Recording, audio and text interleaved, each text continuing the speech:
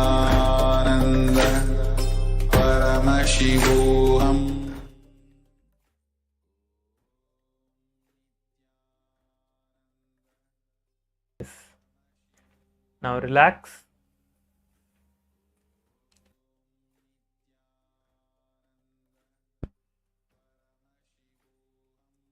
Slowly take your eye bands off and open your eyes and relax. You have successfully manifested the second round of the power manifestation. Please go ahead and share your answers in the Zoom chat now. Whatever you saw, the colors, shapes, images, objects, whatever you saw, please go ahead and share that in the Zoom chat.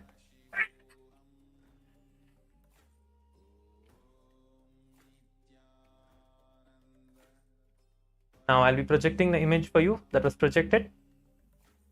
I'll be showing you the image. You can see and verify. But also make sure to share your answers in the Zoom chat. Whatever you saw, please make sure to share it. The image is now projected. You can see that it's grapes. The fruits grapes are there. Many different grapes. So many grapes. Green grapes are there. You can see the most colors are shades of green and black and little bit of brown as well. So you can see that the image and the shapes is also, you can see round and oval, you can see maybe. Yes. Ziafeng is saying green and yellow. Amazing. Yes, Ziafeng, you can see that there is also small shades of yellow and green. You're getting the power manifestation really good. So you are manifesting the powers really nice. So make sure to manifest it every day. So you see, on the day 20 of Paramashivoham, you have actually started manifesting the powers. So you are doing it every day sincerely and you are able to do it. So make sure to do it more and more. You will definitely get the whole power manifestation. So you are going to be doing more and more. So make sure to be sincere in it. You will manifest more. So go ahead and share your experience on the social media, Ziafeng. You can go ahead and post in the social media as well, in Facebook. Make sure to tag the Supreme Pontiff of Hinduism, Facebook page, SPH Nithyananda Paramashivam, while you are posting your experience in Facebook. Okay. So with this, we come to the end of today's power manifestation. We'll finish with the Purna Mantra. Om Purnamada Purnamidam Purnat Purnamudachyate Purnasya Purnamadhaya Purnameva Vashishyate. Om Shanti Shanti Shanti Hari Om Tat Sat. Sarvam Bhagavat Shri Nithyananda Paramashiva Padukarpanamastu. Om Nithyanandam. Please stay tuned for the next session. Thank you so much. Nithyanandam.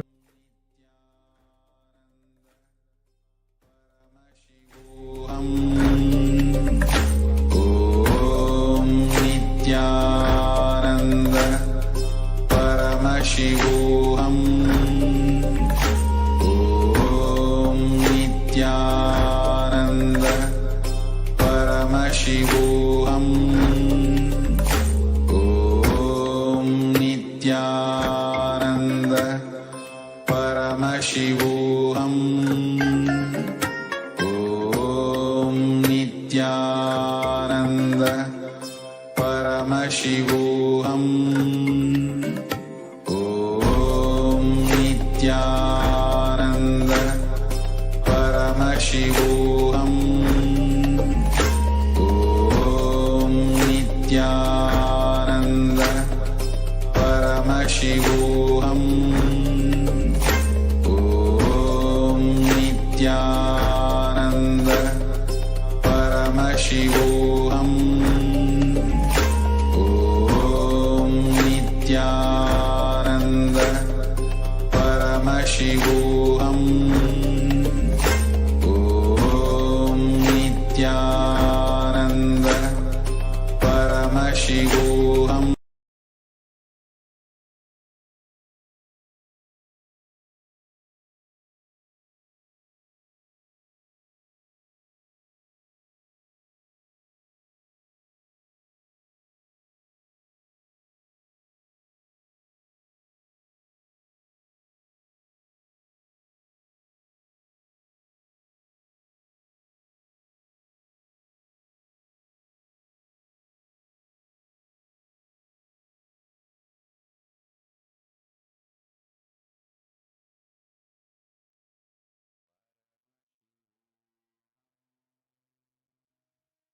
नित्यानन्दं परं सुखदं केवलं ज्ञानमूर्तिं द्वन्द्वातीतं गगनसदृशं तत्मस्याधिलक्ष्यम् एकं नित्यं विमलमचलं सर्वत्री साक्षिभूतम् अवादि त्रिगुणरहितं सद्गुरुं तं Namami. We welcome all of you. We welcome all the participants, everyone, to the 20th day of Paramashivoham. It's been a journey. We are on the day 20. Can you all believe? And it's so wonderful to meet you all back. How are you all doing? Nithyanandam, Anandam, everyone. I see everyone fresh energy. Nithyanandam, my Dhyan Pillar, my Heidi Shlak, my Vimla Nithyanandamma, and my Pramila Maski Nithyanandam, my Anandeshwari Nithyanandam. Okay. My Jennifer Poyer Nithyanandam, my Donna Nithyanandam, my Maria Kalinina Nithyanandam. Okay. So how has the last 20 days been for all of you? Nithyanandam, ma Jnanapadata, ma Saroj, ma Orietta De Ferrari, Nithyanandam. Okay, so can I request all of you to share how has last 20 days been for all of you? What was the things that you've been learning? What all did you enjoy? What all did you learn? Raghunandan Nithyanandam and Krishnasamy Muttaya Nithyanandam, CZ Feng, Sunny Lang, Ashokaminaya Nithyanandam. Okay, nice to see all of you. Surendranatha Nithyanandam. Surendranaya, by today, tomorrow, you have to manifest powers and have breakthrough. That's the goal. Okay, you have received this very powerful initiation from Swamiji. So and you keep manifesting. You don't give up. That's all. And you should have a breakthrough of that. You will surely have it with the sincerity that you sit with. And I see you and Vimala, both of you have been very, very sincere. You've been continuously sitting and learning, listening actively. So you will really break through. Just sit and yes. Nityanandam Shane Dhanazaya, Sri Nitya Krishna Priyan, Nityananda. All right. Today is a very, very important day. Yes, we are on the day 20. And most importantly, we are all entering into Ganesh Chaturthi today. All of us are going to be having an amazing darshan. We are going to be having so many different things today, festivities. Plus, the subject that we are going to be learning today is a very, very important one. The subject today that all of us are going to be learning is going to be attending to some of the most deeper dimensions of us, like very subtle dimensions, and the dimensions which 99% of the time we don't even get to delve deeper into, and like these concepts are considered taboo in the society, but it's part of your life and it's part of who you consider yourself to be, your very identity. So today we are going to work on those very sensitive parts of us, where we are going to learn and discuss about gender, and we are going to learn about Tantra and how the cognitions that you carry inside you matter. You're going to discover yourself, and we're also going to learn about, Swamiji is going to in detail explain how our senses work and how sex works, and like what kind of cognitions that we carry actually matters. And Swamiji is going to touch some of the most sensitive subjects and sensitive parts of us, helping us to come out of the suffocating patterns that we carry and struggle with. Swamiji is going to be helping us to have a super conscious breakthrough by having the right understanding about ourselves, right relationship with ourselves. And most important. And most importantly, we all, from the time we are born, right, till we leave the body, we build so many ideas about body, ideas about the gender, ideas, our identity about always revolves around all the different concepts that we pick up. I am beautiful, I am ugly, I am good, I am bad. All of these different concepts. Please understand, one of the most crucial, one of the most important aspects that we're going to be addressing today is this dimension, how you live. What is the experience of you that you give to yourself? What is the relationship that you have towards you, within you? Which is a very important aspect that we are going to be covering today. I request only one thing from all of you. Please be available here throughout the day. Fully sit here, be available, and just be in complete listening. Any doubts that you have, please feel free to ask us. You will see the amazing, different, powerful truths that we will be learning with all of you today. And today we're going to be having some of the most powerful initiations and some of the most powerful subjects. And we're going to be entering now into the first session.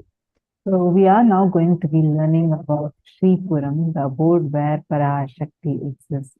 And this is the session we are all going to be starting with. This is what our whole day we are going to be entering into very important subjects. So please be tuned in throughout the day, attend every single session without missing anything. Let's get started with our very first session.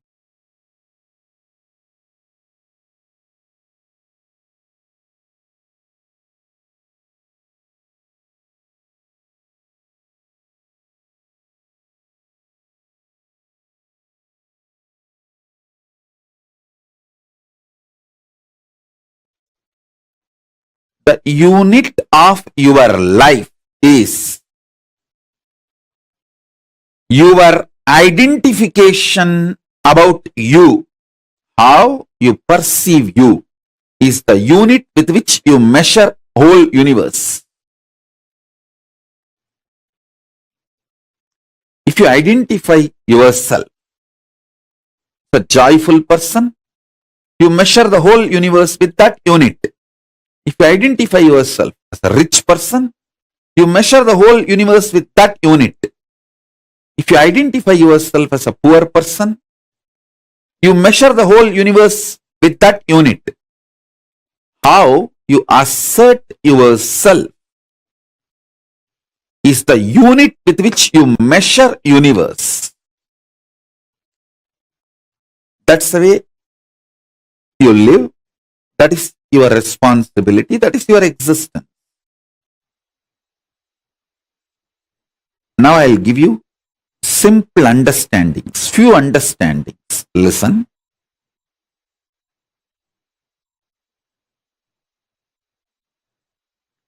Hinduism is fundamentally science of the cosmos, introducing your existence not just in parallel universe, parallel multiverses. So understand, the first powerful cognition, understanding, satya, you need to grasp is, even now, you have a simultaneous existence in waking state and dream state. That is why very casually, spontaneously, you can slip into dream state and come to waking state without any effort. Sometimes when the brain fog is too much, you start feeling that there is no gap between the dream state and waking state. I can see when people stare into my screen. I tell them, I am in front of you in waking state. Please don't mistake, I am appearing in your dream state. Now I'll give this example so that I can help you to understand how you can face yourself in the multiverses, parallel multiverses.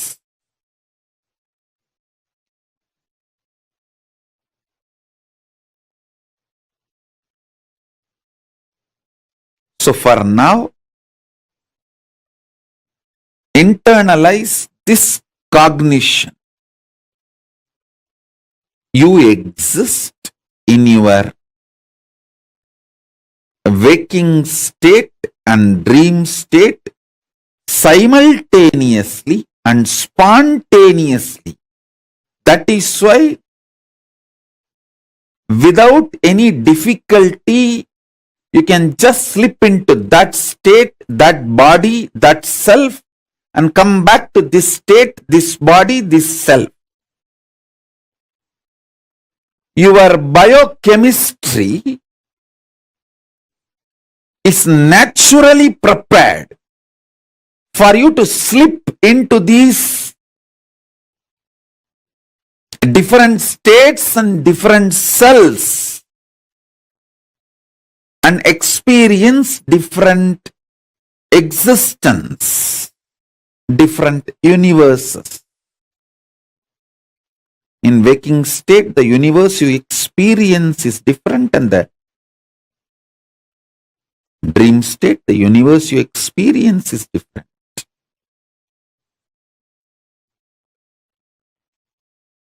So with this understanding, expand your cognition. You exist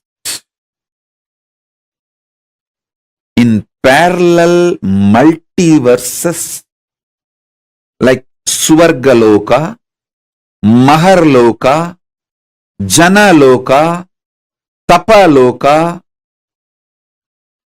and Kailasa itself.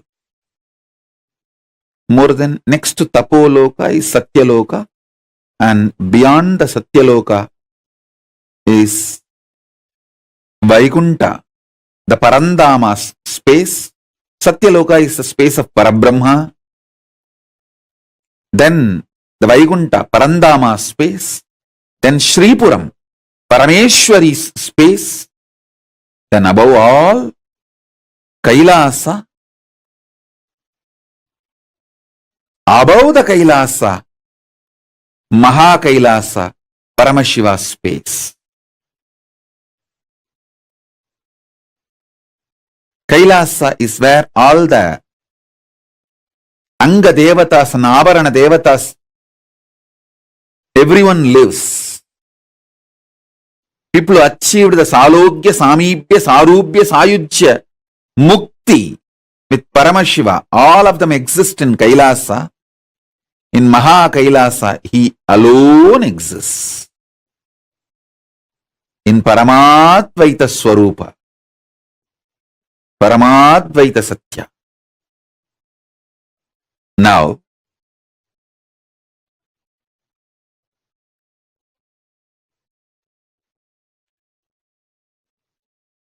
if you understand and start facing yourself in the parallel universes, parallel multiverses, first thing will happen to you is you will understand the whole cosmology and cosmos logical. The logic of the cosmos. Logic of the cosmos is natural law of life, dharma. Listen. If you understand the logic of the cosmos,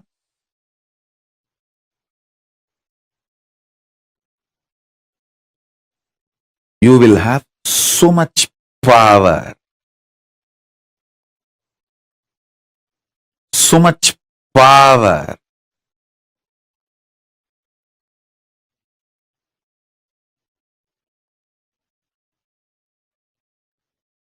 Your DNA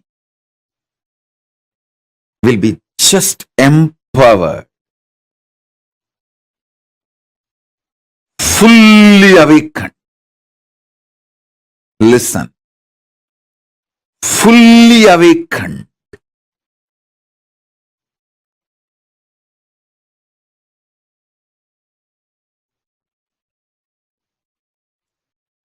Whether it's a powers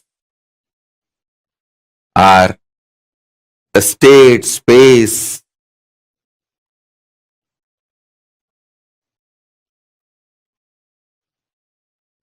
listen intensely. Whether the state, space, powers of Paramashiva or Paramashivatva itself. Your DNA, your biochemistry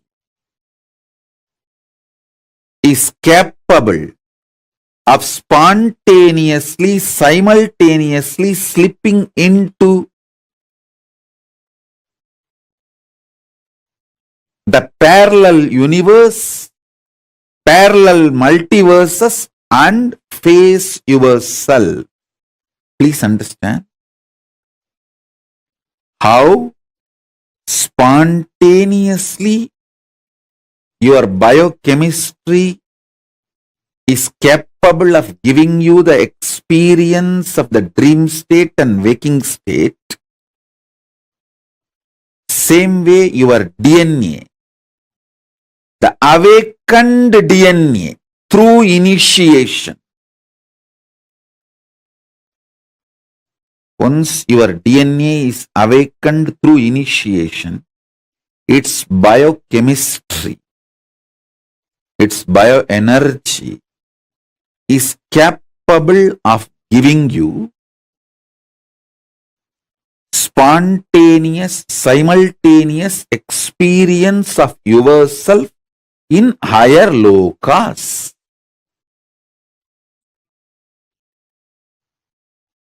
Arunachala hill is connected to the whole, all 14 lokas. He is 14 loka. Embodiment of 14 loka, Paramashiva.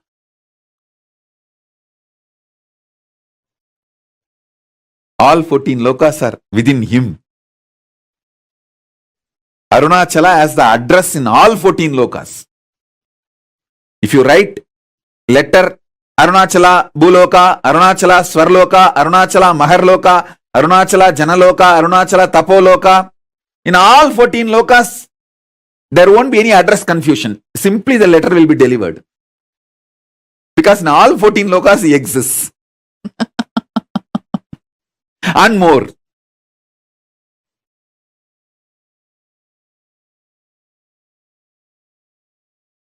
There's a beautiful sloka in Chandi. Yadevi sarvabhuteshu matrurupena samstita namastasyai namastasyai namastasyai namo namaha. O Devi, who is residing in all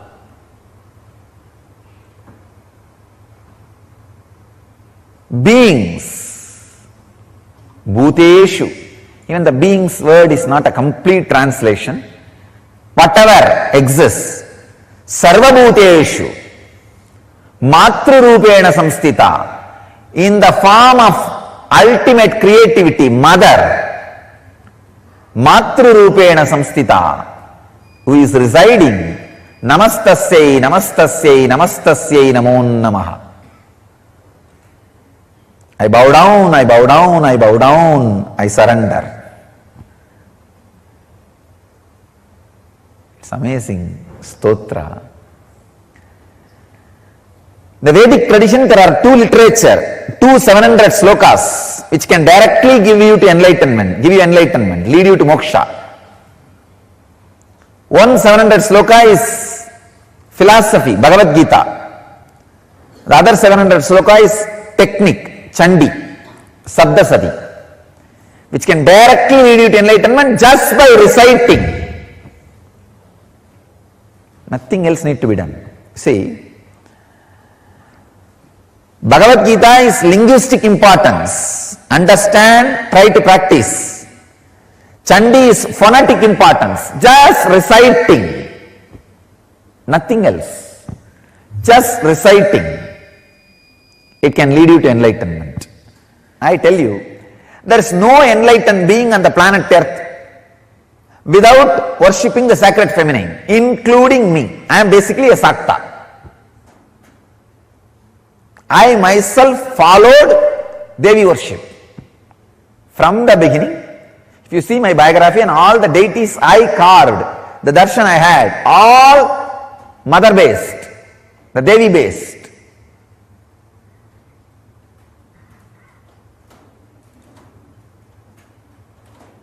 All enlightened masters.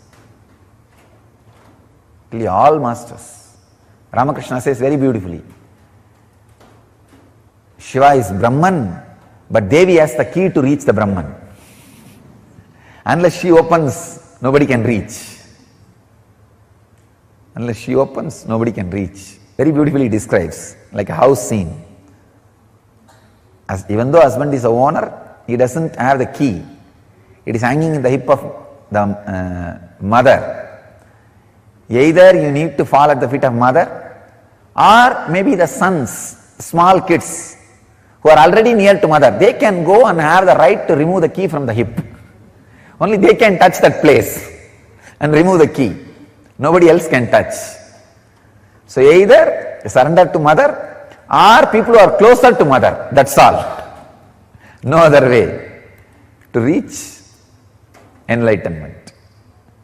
It's very poetically described, but I tell you it is a fact, it's a truth. Still, the key is with sacred feminine energy, with mother. And same way, all mother-based traditions only continue to deliver enlightenment and keep the Sangha, the stream of transmitting enlightenment tradition alive. All enlightened beings will carry that feminine grace because they awakened, experienced sacred feminine energy. So,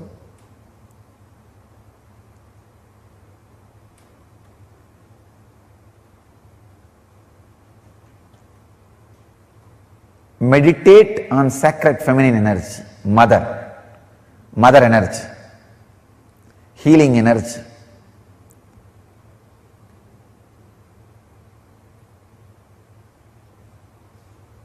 It can be a very powerful process, very beautiful meditation technique. I can give you these two as a technique. One, remember constantly you are Devi, cosmic mother, and recite whenever you can the sounds of sacred Chandi, the 700 verses. These two can do a big transformation in you, awaken the sacred feminine.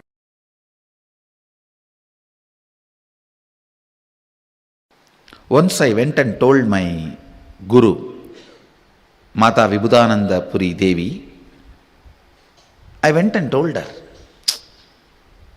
you are telling me that I am beyond the life and death. She read out Ribu Gita to me that day and explained some of the great truths in Ribu Gita, and I will strongly recommend all my disciples read Ribu Gita. If you have time, make time. If I say if you have time, you will never have time. Make time, read Ribu Gita. It's one of the greatest scripture in Hindu tradition. And she explained to me a concept about immortality. And I went and slept over it. Next day I went and told her, you explained, but I am afraid whether I will enter into that space at all, how to enter into that space. She said, Please listen, this word is very important for all of you. Just entertain this desire to experience that space so strongly, the fear whether you will experience or not will break. That is the moment you will experience that space. Listen. She told me beautifully, தேடுதலே தேடுபவனை தேடுவதற்கு ஆக்கி கேடில் செய்யும் சக்தி வாய்ந்தது. In Tamil she said, I'll translate in English. Seeking is powerful enough to merge the seeker into that which is sought after.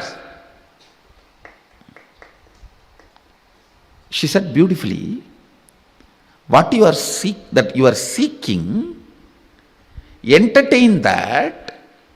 That is intelligent enough to break the fear whether you will achieve it or not, and make you enter into that space which you are seeking. It was such powerful click for me, I tell you. This is the key I used to experience everything described in Agama and Tantra and Vedanta and Yoga. This is the master key. This is the master key.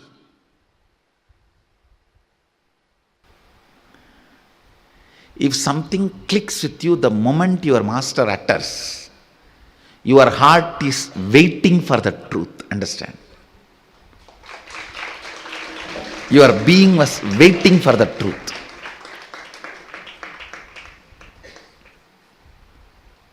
When Vibhudananda Puri explained about the seeking, hey, don't worry, just keep the seeking. தேடுபவனுக்கே தேடுவதை சென்றடைய வைக்கும் சக்தி தேடுதலுக்கு கேடிலாது உண்டு. Means that seeking is powerful enough to make the seeker to merge with what is sought after. So you don't need to have something else, or you don't need to worry or entertain any other fear. Will I achieve what I am seeking? It was such a powerful click for me. I think a right word was told to me by the right person when I was in the right temperature. It straight entered into my system. After that, in any of the spiritual practice, there was nothing called impossibility or obstruction or obstacle. She will tell, okay, chant this mantra and realize Bhuvaneshwari. I will not even have a second thought, if I just chant this mantra, will I have darshan of Bhuvaneshwari? How can it be? I will not even have the thought. Even if the thought comes, I will tell, hey, Mataji told me, my power of seeking, the seeking is powerful enough to make me experience the space I am seeking. So then, I am seeking to experience Devi Bhuvaneshwari, and here is the mantra. This is enough, powerful enough to make me experience the space of Bhuvaneshwari. I don't need to worry whether I am going to have her darshan or not, experience her or not. Come on, let me sit. Over. Because of this confidence and energy and intensity, simply I was mastering different methodologies, techniques, yoga, pranayama, kriya, everything she was teaching. I was just mastering. By giving this one click to me, that your seeking is capable enough to give you the experience of what you are seeking without any external help or support. By giving this click, she removed the dvandva vigna, this impossibility from me once for all. If she gives me Rajeshwari mantra today, I just know in next 48 hours I will have darshan of Rajeshwari and I have to go back and report to her. If she gives me Varahi mantra, I just know in next 48 hours I will have Varahi darshan and go back and report to her. If she gives me the Tidinitya Devi's mantra, I just know I will have to go and sit and practice it and I will have darshan of that and I have to go back and report to her. That idea, it may work out for me, it may not work out for me, the impossibility whether it is going to happen it for me or not, that she broke. See, when that is taken away, so much of excitement and joy, that very excitement makes the whole path very short. Path is long only when you create hurdles by the self, by yourself. Path is always short when you create only excitement. Only when you produce excitement, path is always short. Understand? Out of the food you ate, if you produce only energy, life is always exciting. But if you start producing gas, life is always tiring. The same thing. Out of your thought current, if you produce only energy, excitement, sadhana is always great, exciting, enjoying, beautiful. But out of the same thought current, if you produce again and again impossibility, SDHD, spiritual practice is tiresome. Who knows what is happening? Who knows what is true, what is wrong, what is right? Will I have it? Will I get it? Or maybe it worked for him in those days when his body was without toxins. Now, who knows, my body is full of toxin, and will the same process work for me? You will have 1,000 stupid questions to make you strongly believe it is not possible, at least for you. That is what I call Dvandva Vigna. The second day, over, break up. If you fought with your girlfriend and did not pick up her calls one night, 40 times she broke up with you, and 41 times she has come back to you. If she is too emotional, 80 times. If you are smiling, it is clicking with you. Understand? No, really.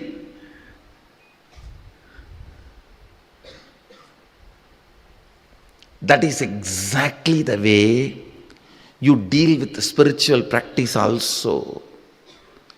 You have 1,000 questions to make you feel it is impossible.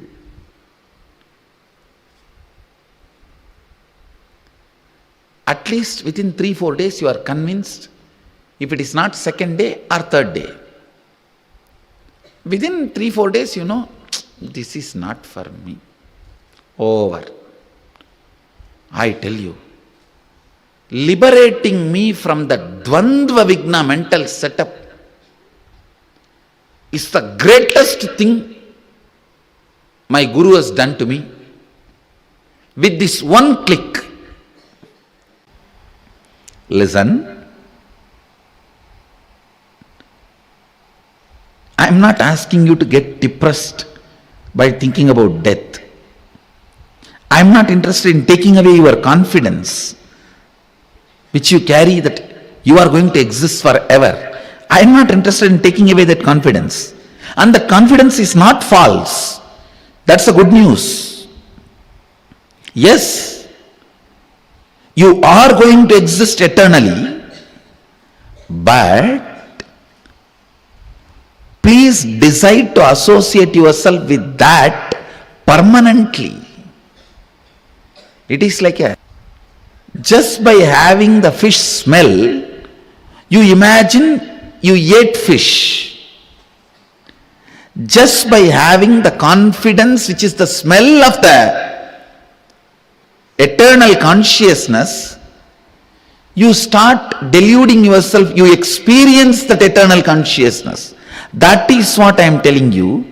Smell is not eating. Please listen.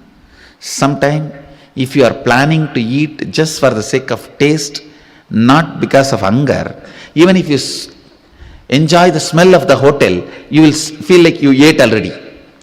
You won't feel like eating.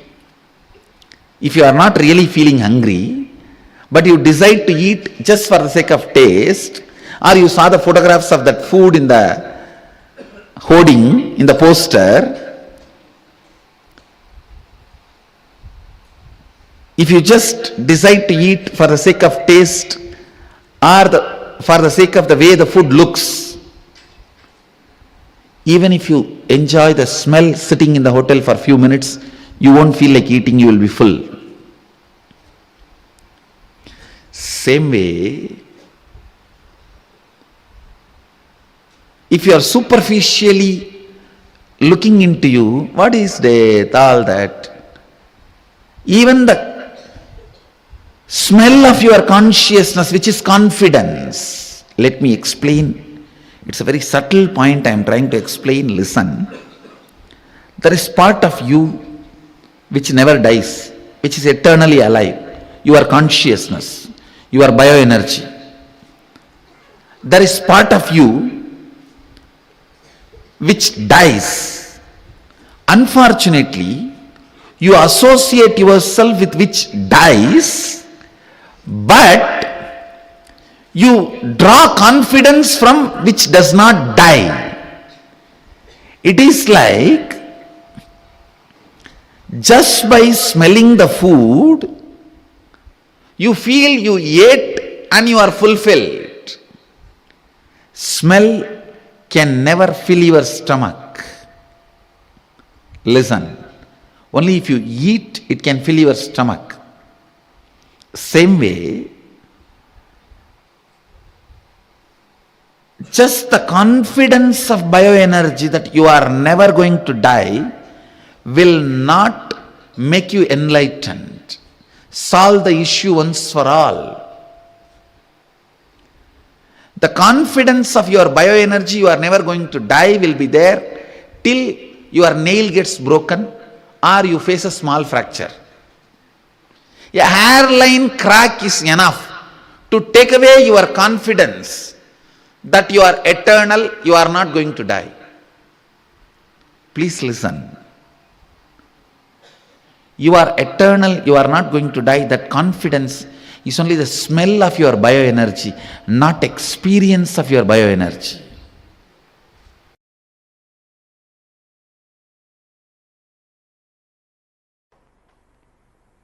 The rebirth has happened.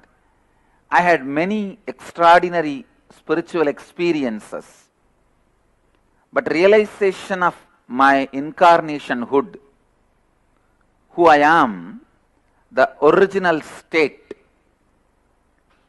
that realization completely disconnected me from the world.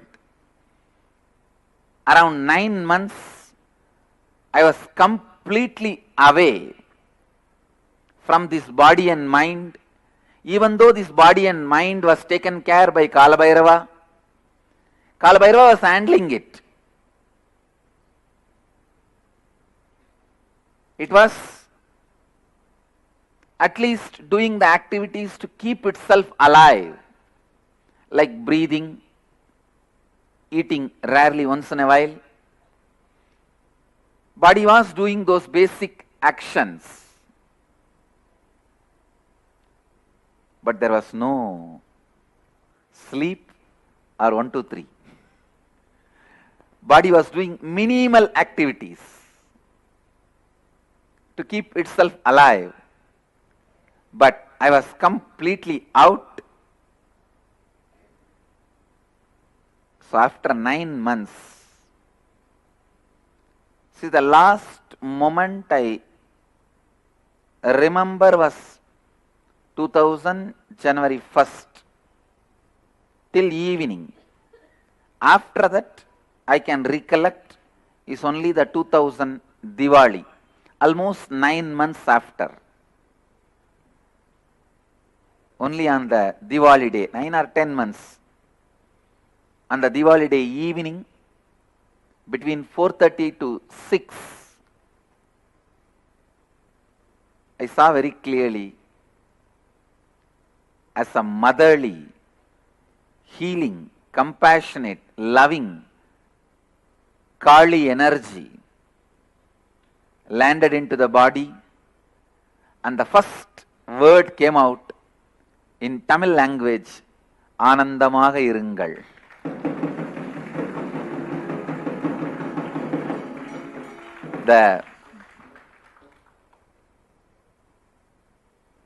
After almost 9 to 10 months gap, that was the first word, just like a cracker, explosion, it came out.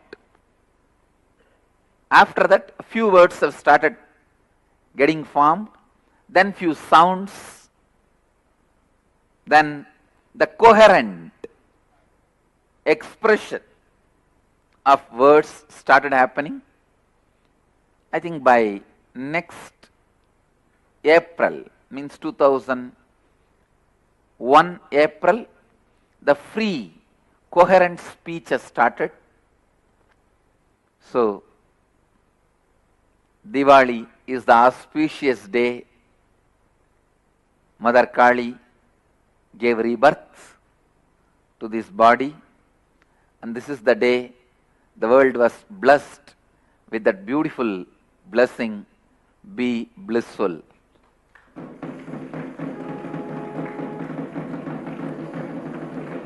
Even now, I always see, if that word comes out as a blessing, that's it. Whatever the person is asking, such a strong space is created as a blessing for that person, and I can say it's a real tathastu. It happened.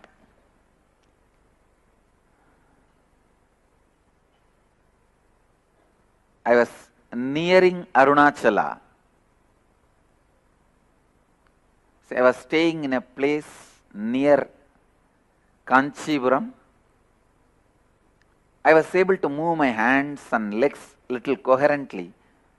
So the body was going in a bus, the public transport, to Arunachala. Please understand, all this without any words inside. Just a vague memory only I have. Kalbhairava was moving the body. Maybe the eyes saw Arunachala from the distance in the bus. Bus has entered the Arunachala's energy field. I saw after 5 to 6 minutes, suddenly that Kali's energy landed in the body and the word came out. I can say that is the rebirth.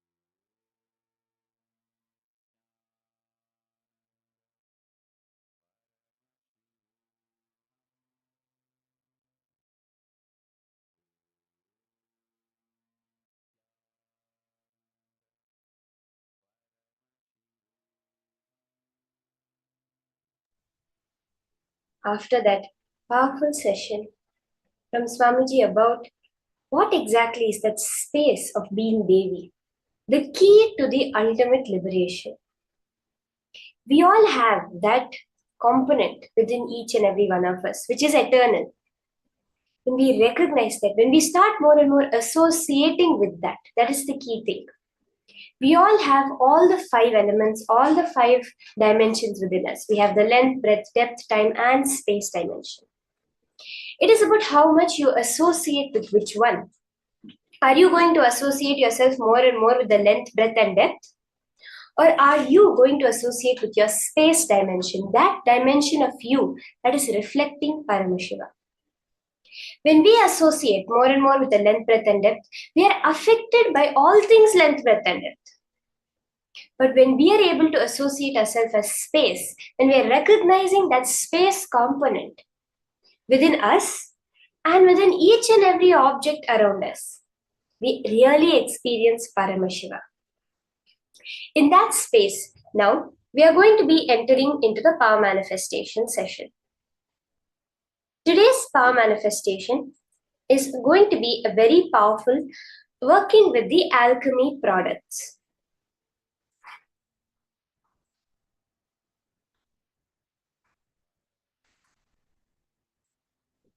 So why exactly these alchemy products? We have many different types of alchemy products like the mirror, the granite slab, the banyan tree leaf, and various other alchemy products. Swamiji reveals that these mirrors, etc., are spiritual alchemy products and they do not need any maintenance. They're exactly like a deity. How if you have a deity, it will respond to you. They will hold that ultimate divine, that space component, reflecting it to you so that you can recognize it. Swamiji says spiritual alchemy products work on your neurological system and percolates your whole body, your whole system to become your reality completely. It literally works on the brain grooves in your brain.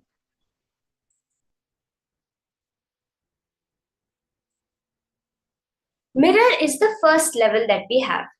And then we move on to the granite slab where we can ultimately see even the Akashic records. And it's such a powerful power, really, because like in the Gurukul, we used to get the granite slabs. For us, literally, the granite slab was how we have the modern day computers, calculators. For us, literally, the granite slab was like that. So if we write our exam, we would take the granite slab to the exam and we would just see all the answers in the Krishna Shila and the granite slab and we would write it down exactly like that. So originally we had gotten huge slabs that were quite thin. And they all, just through the power of the power manifestation, it would break. Swamiji says that actually when you do the power manifestation consistently, your entire slab will just disintegrate into powder. So after that, Swamiji had said, and they started getting that thick granite slabs. Granite, as you know, is one of the hardest stones available. And that granite itself, through the power, can just disintegrate the more and more when you are using it.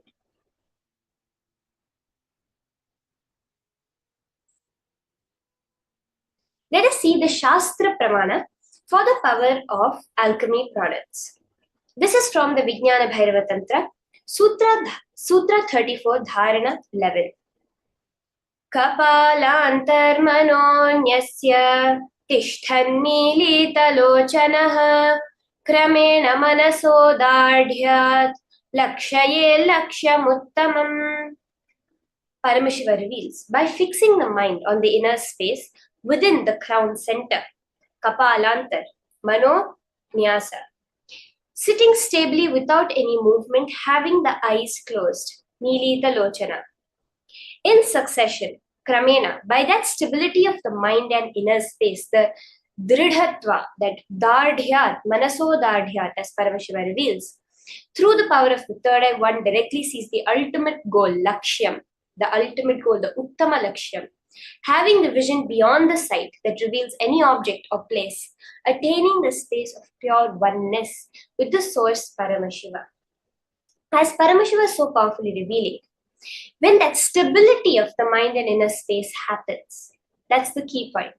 That when there is nothing that can shake your firm resolve that yes, I am eternal, because you are associating yourself. You are viewing yourself only from the cognition of space.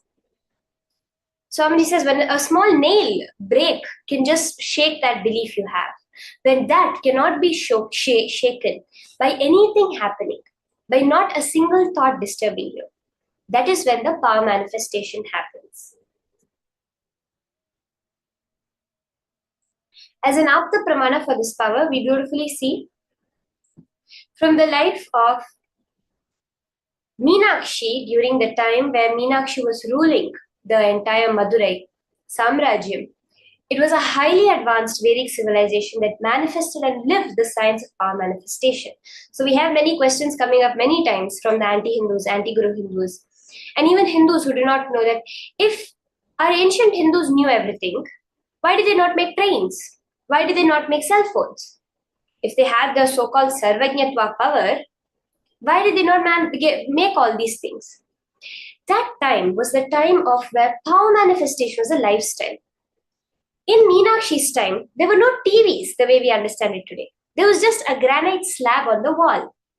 Whenever Meenakshi had some presidential address for the kingdom, she would go in front of the granite slab in the temple, which was at the time her court, and instantaneously through the Shaktipada, through the power manifestation, would appear in the granite slab of every person in Madurai, which they had in their house.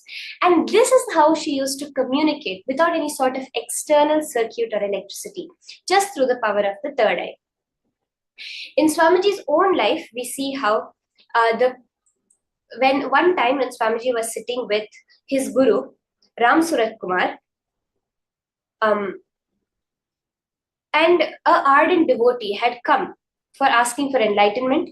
And in the process of that, in a mirror, with the help of Mauna Swami Narayana Swami, one of Swamiji's gurus, who was famous in Tiruvannamalai for manifesting this power, showed him a certain incident, a certain scene happening in his house where his wife was having an affair with someone.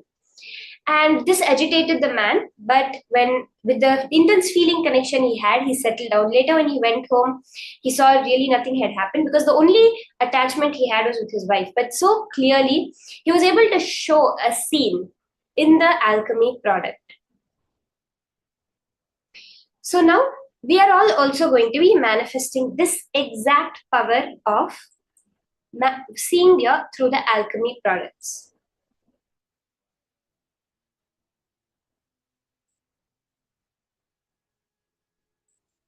So to start the preparation,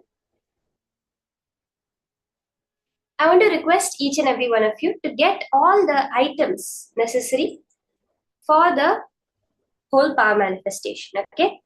So we are going to be having a mirror. You can start with getting a mirror or a Krishnashila.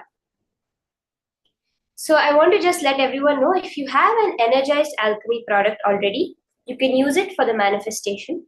If you do not already have an energized alchemy product, today during the darshan, you can keep the alchemy product and Swamiji himself will energize it. So if you do not have an alchemy product, you can sit and just do the manifestation rounds through your third eye. If you do have an alchemy product, please get it. If you have any mirrors that are already energized, you can get it. Keep it with you, wipe it clean, put the Jnana Anjana or any Aushadas on it, whether it's the turmeric, the sandalwood paste, the Vibhuti, the Basma, the Kumkum, which has been energized by Swamiji himself. You can apply it like a thick layer, like almost like a screen on top of it. Now the most important part. Before we start the power of seeing through the alchemy products, the most important thing to start with is to have the darshan of Swamiji in the alchemy product. So let's say we're using a mirror on the Aushadha. Now, each and every one of us will start with having the darshan of Swamiji. You're going to start by intensely connecting to Swamiji and requesting Swamiji, manifesting Swamiji's Vishwarupa Darshan. Any form may appear for you.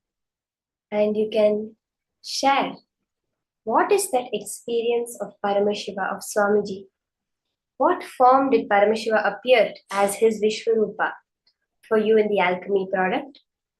In further rounds today, we are going to be doing many more intense power manifestations where you'll be able to manifest the power of remote vision, Akashic readings, etc. just through the alchemy product. Now, we are going to be entering into the next session where Swamiji beautifully reveals the higher truths on the ultimate Samadhi, that Sayujya Samadhi, being one with Paramashiva. Let us now hear the higher powerful cognitions on Sayujya Samadhi.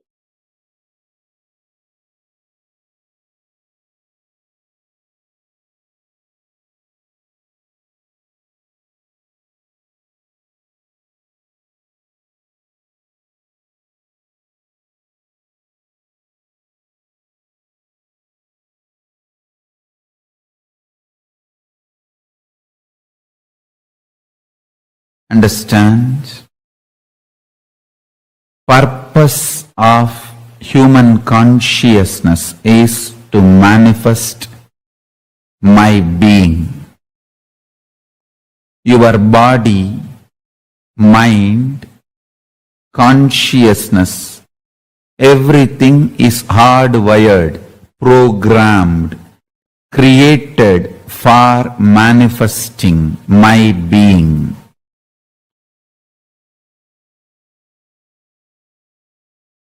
Anything you think as your priority other than manifesting my being is delusion. You manifesting my being, making the world manifest my being is the only priority. Understand, the universe came into existence by my will just to celebrate all of us.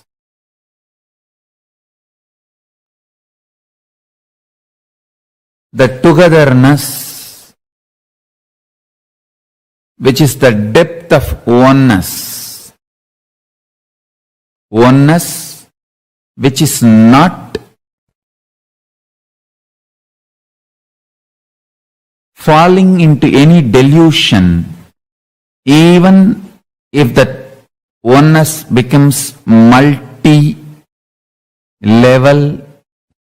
universes, beings, existence.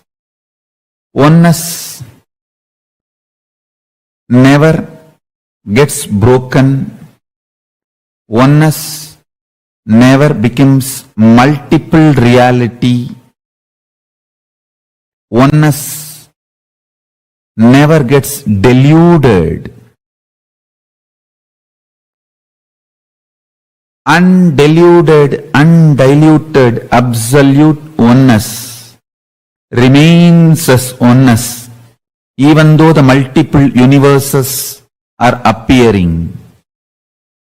Multiple human beings, multiple levels and layers of different beings, multiple time zones, everything does not delude oneness. I manifested myself as multi-level, multi-dimensions of the universe, and listen,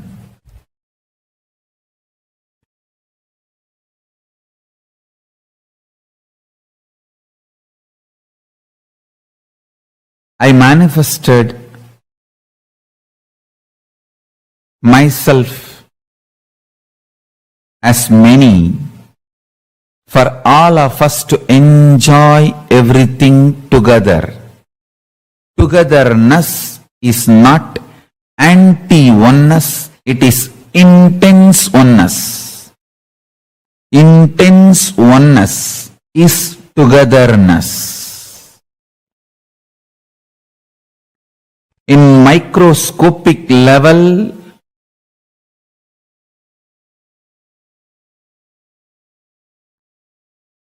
reality of oneness. In the macroscopic level, reality of multiplicity continues to remain rooted in oneness. When you go to the microcosmic level, it's pure oneness.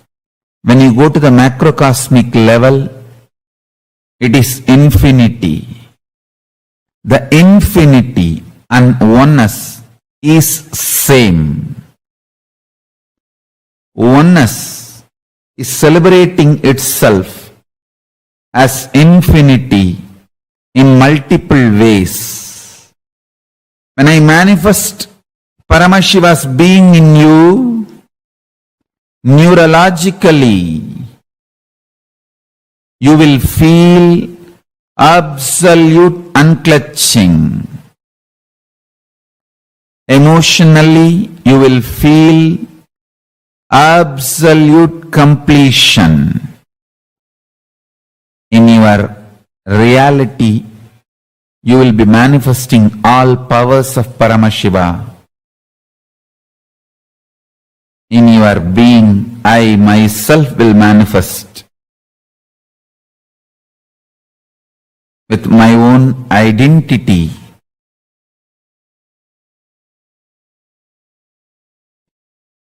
Your identity, empowered by my identity, is your real identity.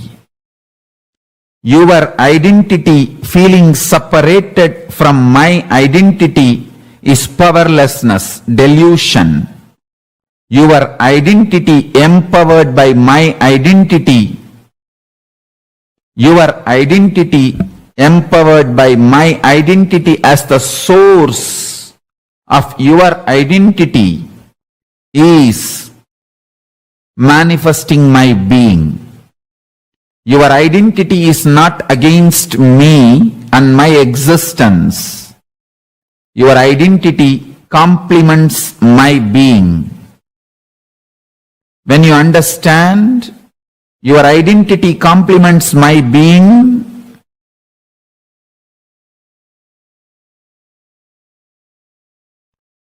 you experience absolute surrender, love, powerfulness, oneness, cosmic enlightenment.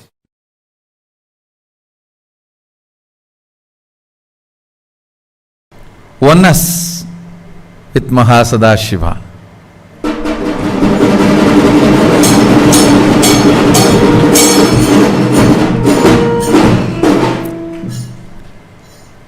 I'll share with you all some of the most important sacred secrets.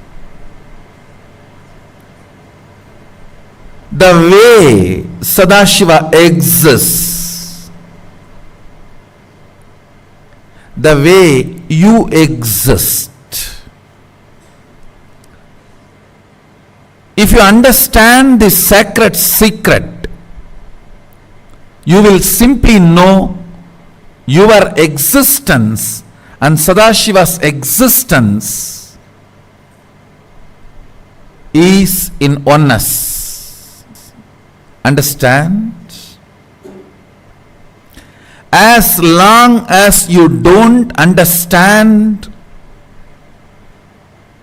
the truth of Sadashiva's existence and the truth of your existence, both will be separate.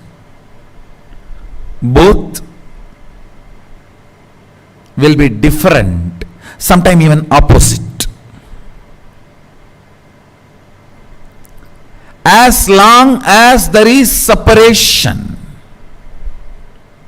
as long as there is gap, as long as there is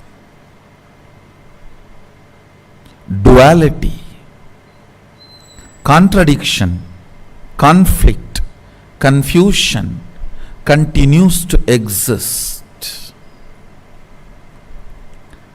If understanding about his existence comes to place,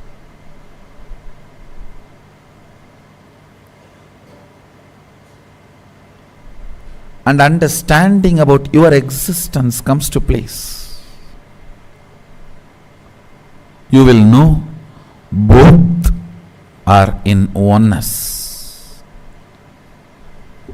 All struggle is ignorance. Understand? If you have cracked the code, nothing is struggle in the universe. Universe does not believe in struggle. Mahadeva himself is Bholenatha. Understand, he is a Bholenatha, and he made this universe for the people who are Bholenathas. He did not make this universe for complicated people. No. He made it for the people who are Bholes.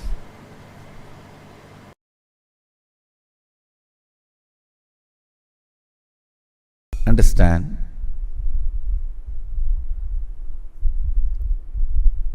For example, understand this example. A light. Take it for example, sun.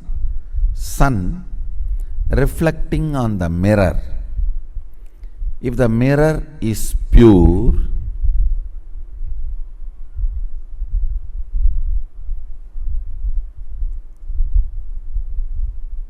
mirror will reflect the sun as it is. The reflection inside the mirror feels it is sun itself.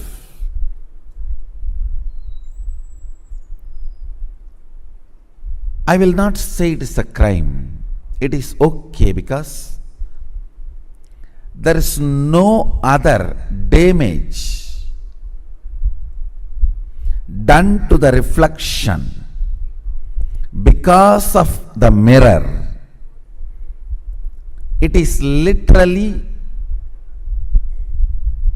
the pure reflection.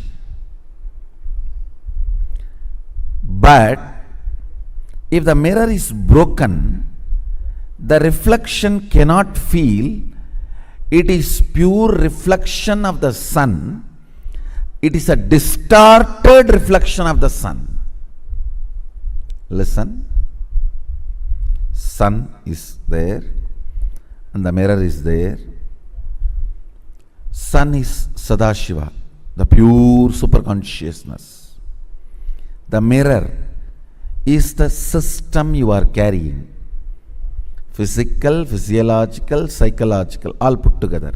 The system you are carrying is the mirror. Sun is the pure consciousness, Sadashiva. If your system is not broken, the reflection feeling, it is Sadashiva himself, is not wrong. Because there is no other component involved. You exist as sun exists. You don't exist when the sun does not exist. If the sun moves, you move. If the sun stays, you stay. So reflection in the pure mirror, feeling it is Sadashiva himself, is neither wrong nor completely reality. Surely it is not reality. Only when the reflection goes back to the source, it is one and the same. But reflection in the unbroken mirror, feeling it is sun, is not wrong.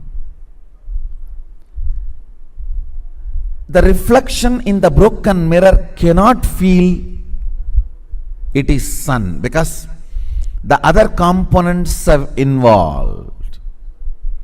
The other components are involved. Understand? The moment the mirror is broken, reflection is distorted. Sun may be round, but the reflection will be, you don't know. It is dependent on the distortion in the mirror. Understand? Most of our body, physical, physiological, psychological, has become distorted. That is why the integrity seems to be so difficult and cheating seems to be so easy.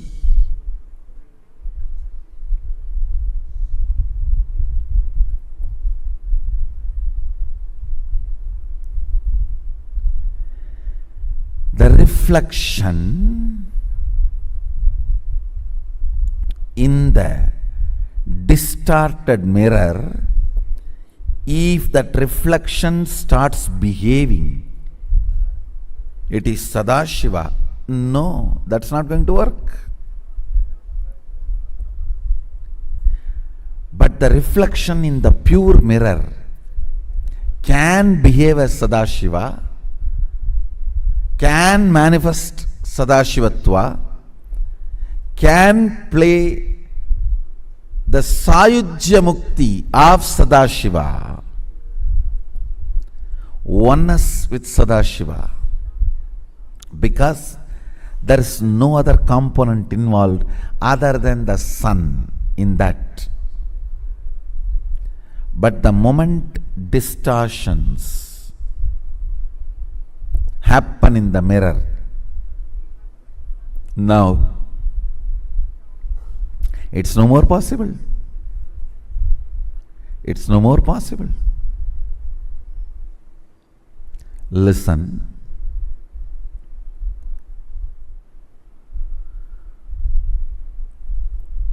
You can see these photographs and try to understand the pure reflection and distorted reflection.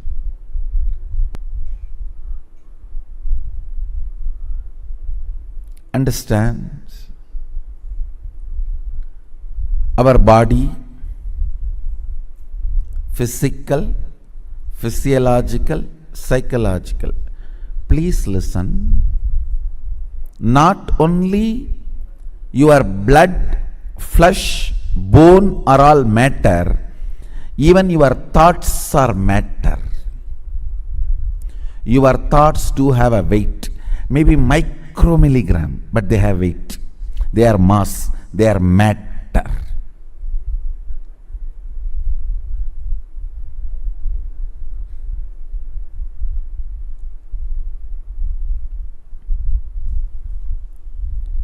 Your body, physical, physiological, psychological.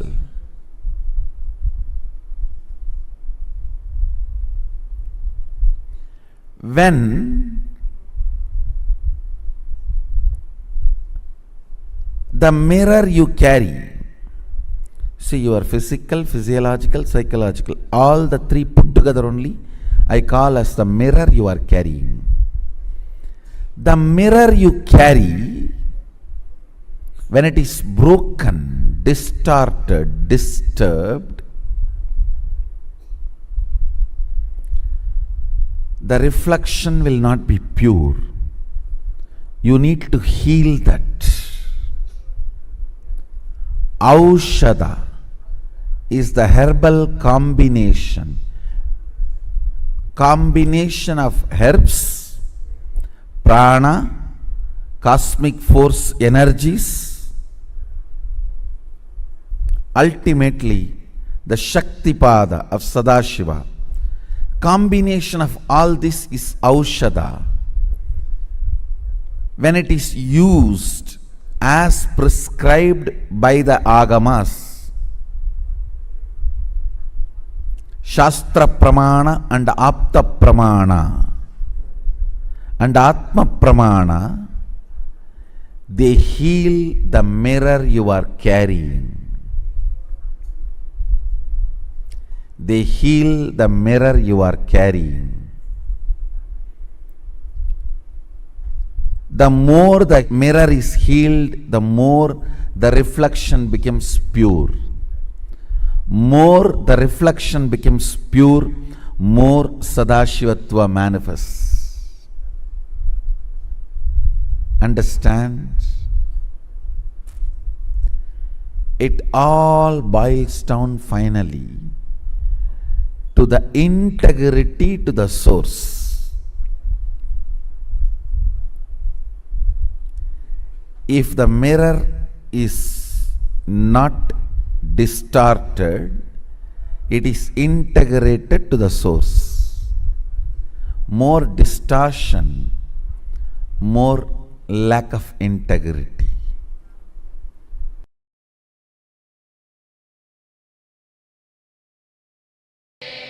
Na tatra chakshurgacchati na vaggacchati no manaha na vidmo na vijanimaha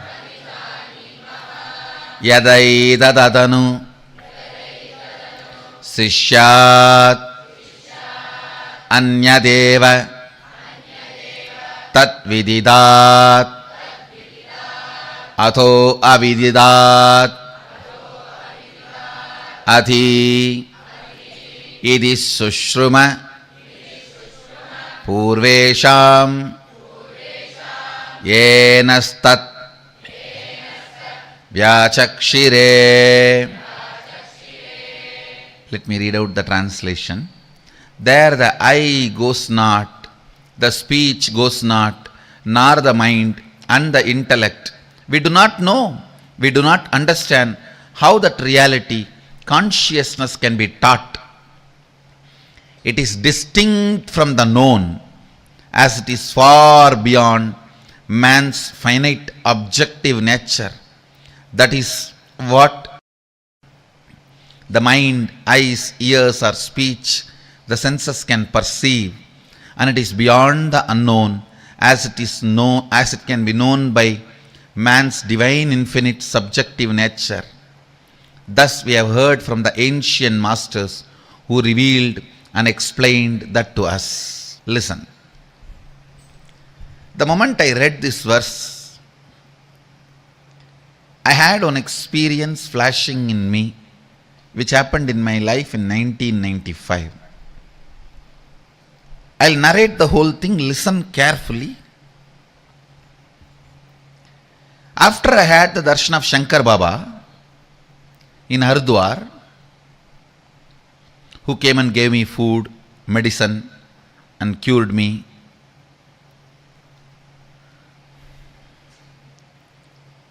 I was completely hale and healthy, blissful, running all over the Haridwar, enjoying.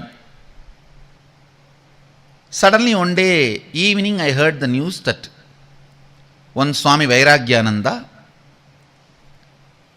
Ramakrishna's Dharmapatni, Ardhangini, Sharada Devi's disciple.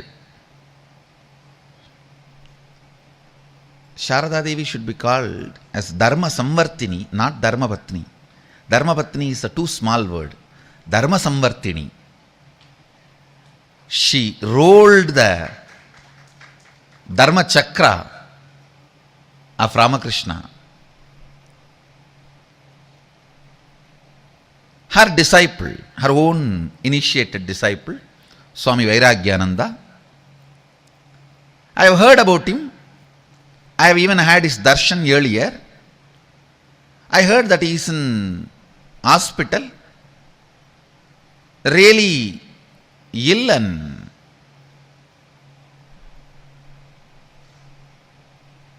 need to be attended. There is a hospital in Kankal. The land was given by Mahanirvani Akkada to Ramakrishna Mission, and Ramakrishna Mission built the hospital and maintaining it.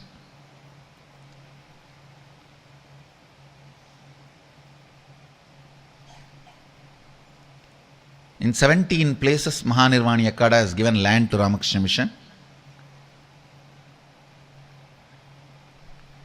Kashi, Haridwar, major places of India, many places, Mahanirvani Akada has given to Ramakrishna Mission. And so I ran to the hospital.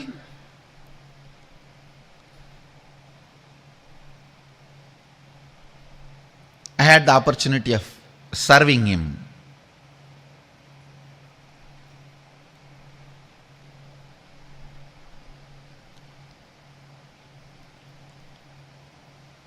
The best punya this body has ever earned is serving the elderly sadhus, especially when they are sick.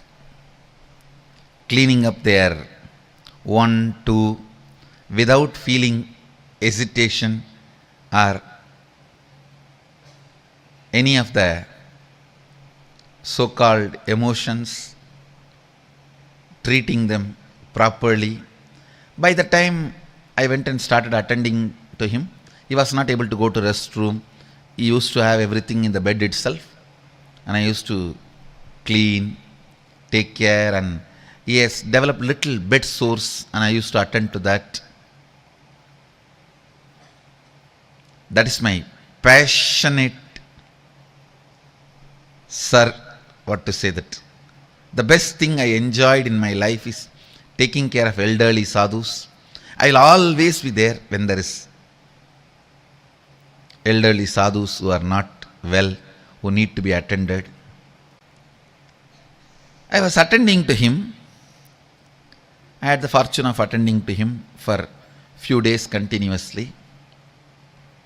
He was so happy the way I took care of him. And he is a Mahatma. Mahatma means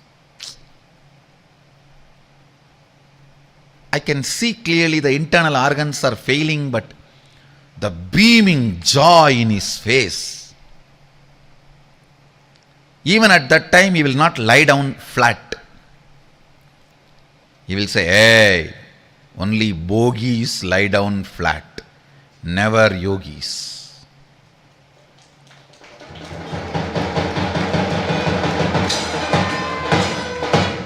His internal organs are failing. He may be alive maximum next 24 hours or 48 hours, not more than 2-digit hours. The voice, hey, Koka. Koka is the Bengali word to address a kid or a child.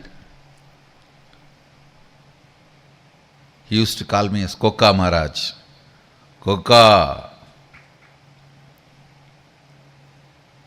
In Tamil it's a bad word, so don't use. Koka Maharaj, make me sit. I have to drag him a little up so that he is at least in the slanting position. I just had one idea happening. What I can learn from him at this situation? What should I learn from him at this situation? The person of this caliber, tapasvi. The moment I had this flow, kind of a thought current, not exactly thought current, kind of a current, he just opened his eyes and, Koka, listen.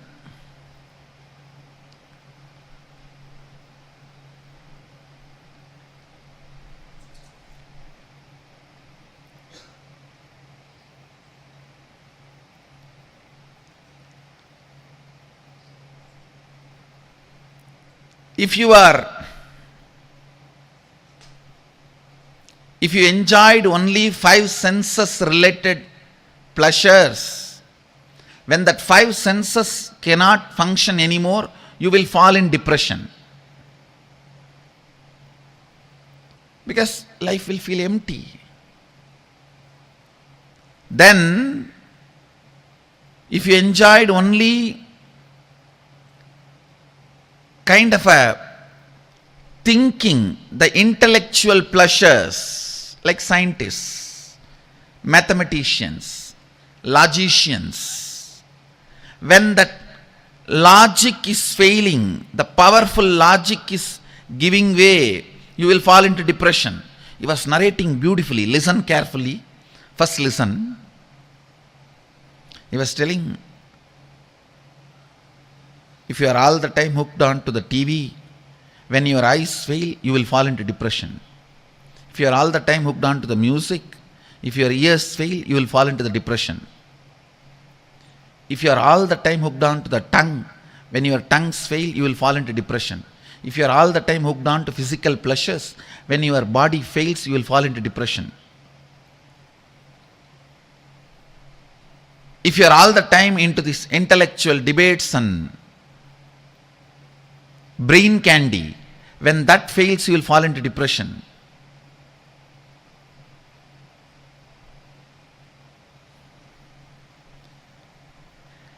Even if you have developed only the power of repeating the name of the God, japa, when your logic slowly fails, you will not be able to do that, you will fall into depression. If you have visualized and meditated on God, when your visualization is getting dull, you will fall into depression. You will not be able to hold anything. He was describing step by step. He said, throughout my life, I developed to rest in that pure, unclutching space and my integrity to my Guru. So even though one by one my senses have failed, my intellect is failing, my ability to remember is failing, my visualization is failing, my emotions are failing, all that is failing. But because my whole life I developed the strength of resting in my pure completion and unclutched space, or pure questioning, whatever I say, that Advaita Nirvikalpa Samadhi, now I am simply resting into it. Beyond that is my integrity to my Guru, which is holding me from the bottom. So I just know I am relaxing in right space. There is no depression. There is only joy. This is what you can learn from my life as lesson.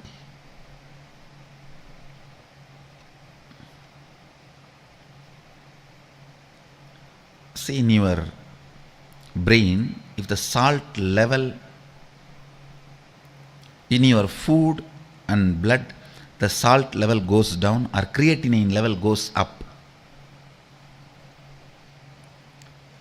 Please understand.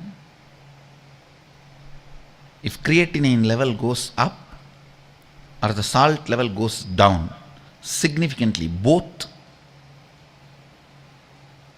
will make you lose, your brain will lose its ability to remember and connect. So even if you develop the habit of japa,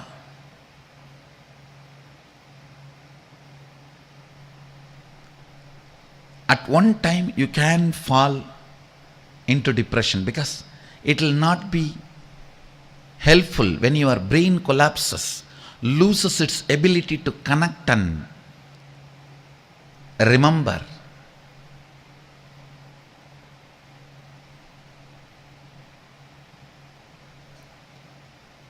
The best thing you should develop in your system is your ability to be in the space of unclutching, Nirvikalpa Samadhi, the space of Sadashivoham, the space of perpetual completion, space of Sahaja Samadhi, space of Nithyanandoham, Whatever different words I may use, I mean only that space which is technically called by Sadashiva as Sayujya Samadhi or Sadashivoham or Nirvikalpa Samadhi by Patanjali,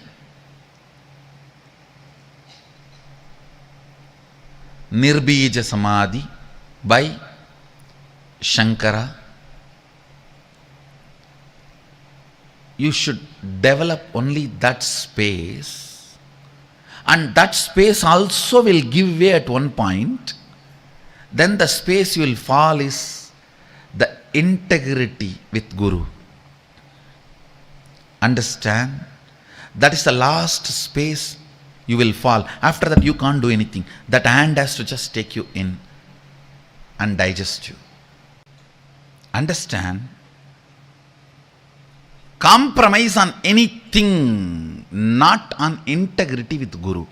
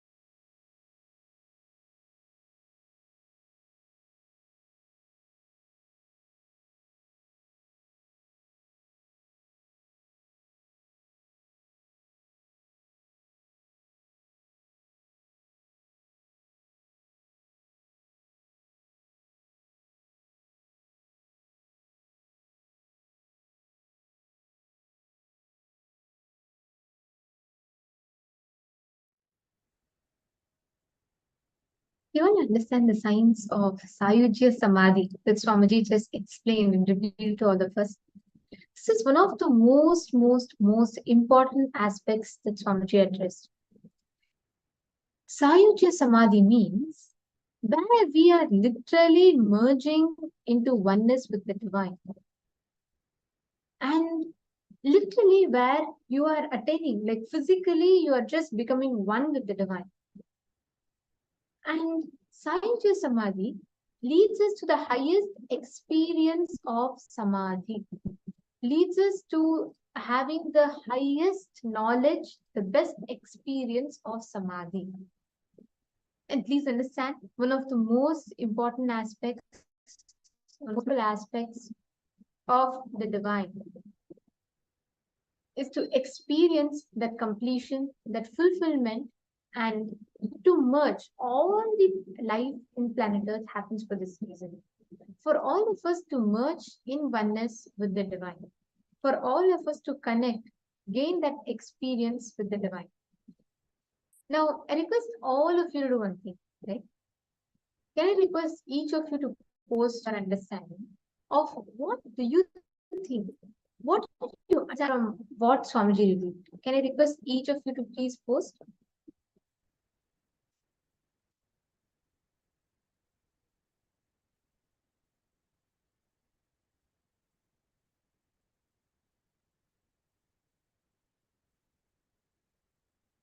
Great. Yes, can I request each of you to post, please?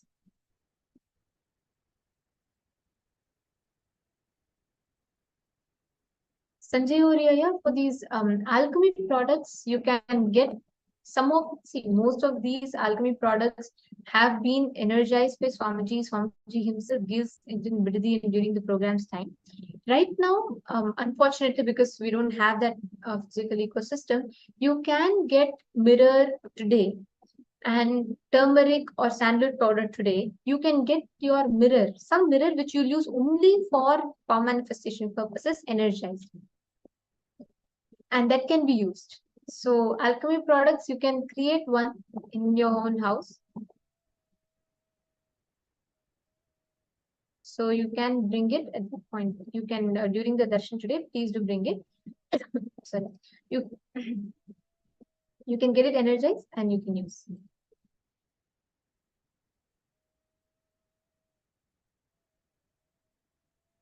Maswat Lee Tan.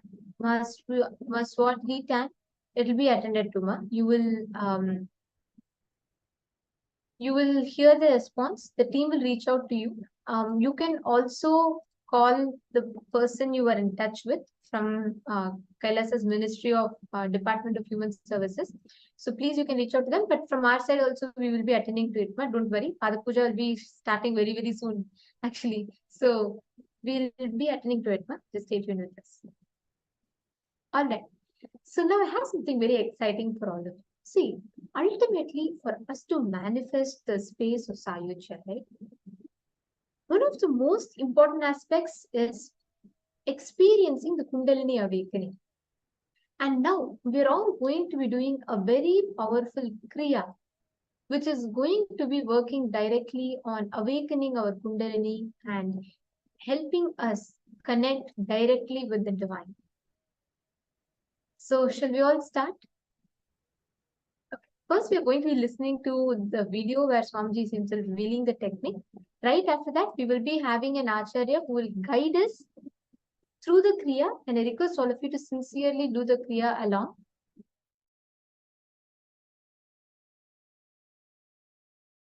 Let me define Kundalini exactly,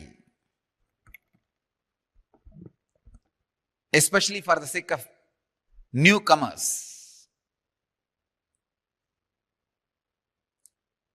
Kundalini is an extraordinary inner potential energy which is in every human being.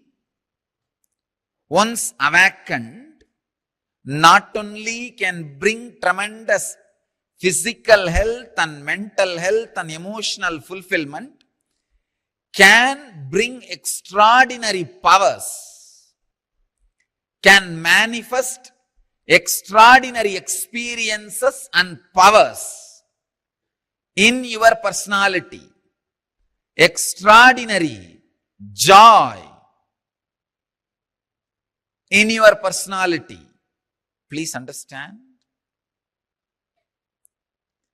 when systematically awakened, it can add to extraordinary power, strength, energy.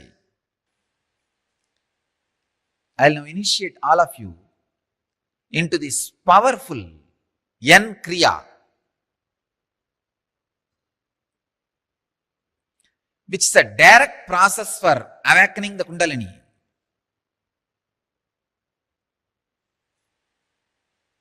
Before this Kriya, at least 10-20 minutes, don't eat or drink anything because your body needs to be a little free. Let me enter into the Kriya initiation. Please understand. I'll give you the instruction now. Don't do now. We'll start next. The first step. Please understand. It is one of the most powerful, sacred secret from the Saraswati civilization directly.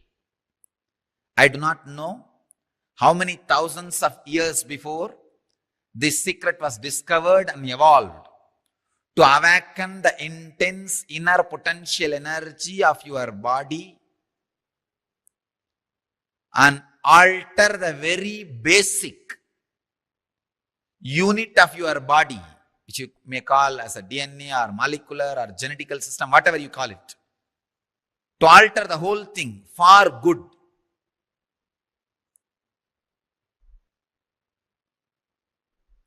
Now I am making this science available to you all after doing thorough scientific study and observation.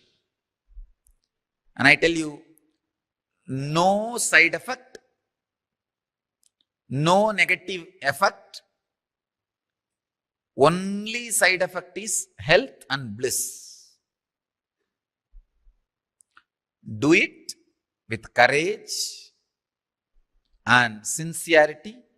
My only request is, if you already have any serious heart conditions, hypertension, high blood pressure, other serious illnesses, then don't do. Just sit and sit with restful awareness in this presence. When others are doing this kriya, that is enough, because your bio-memory is very intelligent. It catches the high frequency and energy even while others create it. This is what I call passive kriya, like a passive smoking. How a passive smoking also affects a person who is not directly smoking, same way passive kriya also brings health to you. If you are sitting around the people who are levitating, if 7 people are levitating in the group where you are sitting, I guarantee within 21 days your body will catch levitation.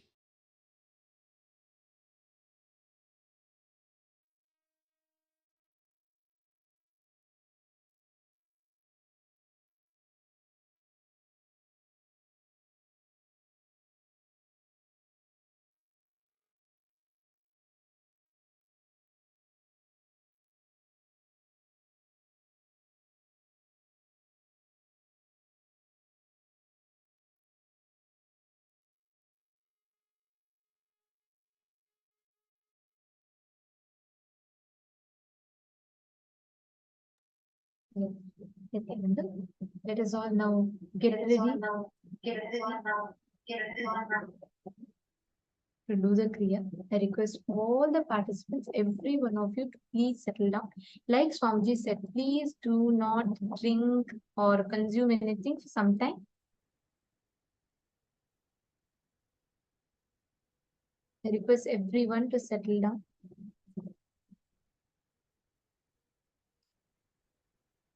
This is a very, very powerful Kriya. Actually, what this will do is, this will directly work on awakening your Kundalini. And it will give you the experience of Sayujya Samadhi. In the first step, you're going to be sitting. I request everyone, this consists of 7 steps.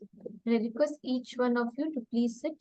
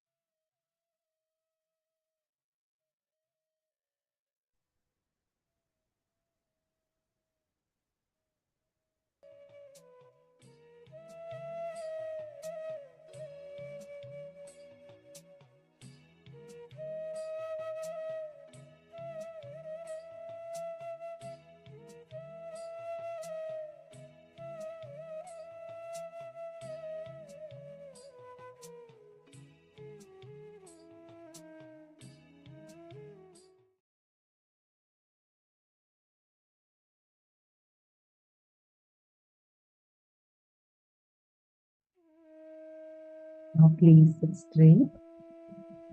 We are now going to be guiding the steps, and we are going to be having Ma Shambhava, who is going to be conducting the Kriya, demonstrating the Kriya and showing it to all of us. Please sit straight. Inhaling through one nostril, left, and exhaling through right. Then inhaling through the right and exhaling through the left. Please do this 11 times. Please start. Sit straight. Sit with your head, neck and spine in a straight line. Please sit with your head, neck and spine in a straight line. Inhale through your left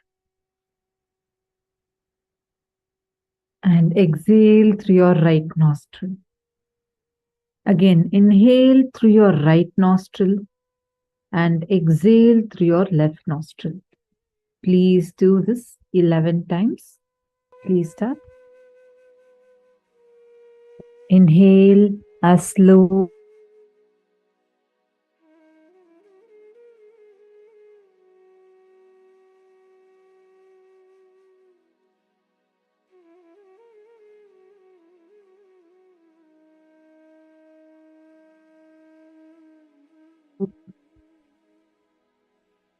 Inhale as slowly as possible and as deeply as possible. Exhale as slowly as possible and as deeply as possible. Just relax, sit straight, and bring your awareness to your breathing and do this.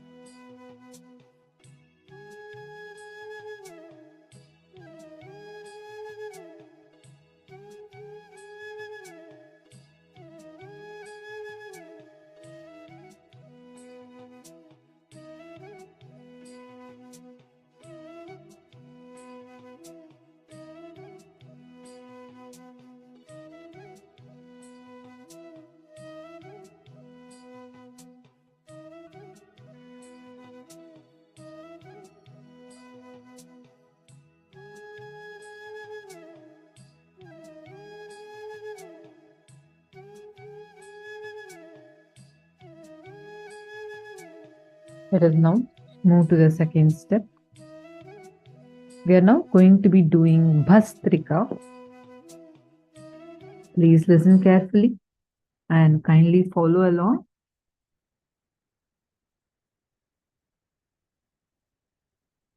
Bhastrika means pull your lower abdomen in and up.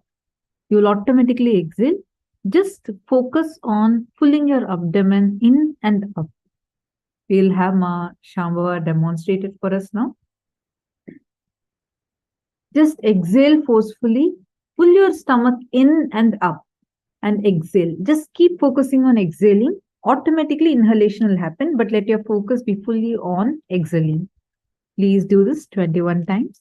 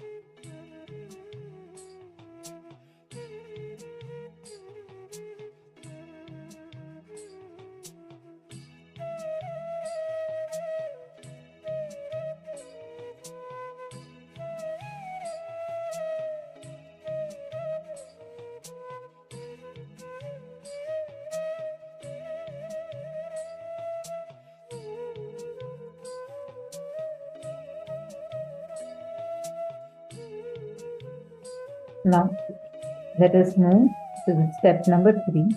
Inhale as slowly as possible. And hold the lungs full as long as possible. Exhale as slowly as possible. Hold the lungs empty as long as possible. This whole thing is one cycle. Request everyone to do this now.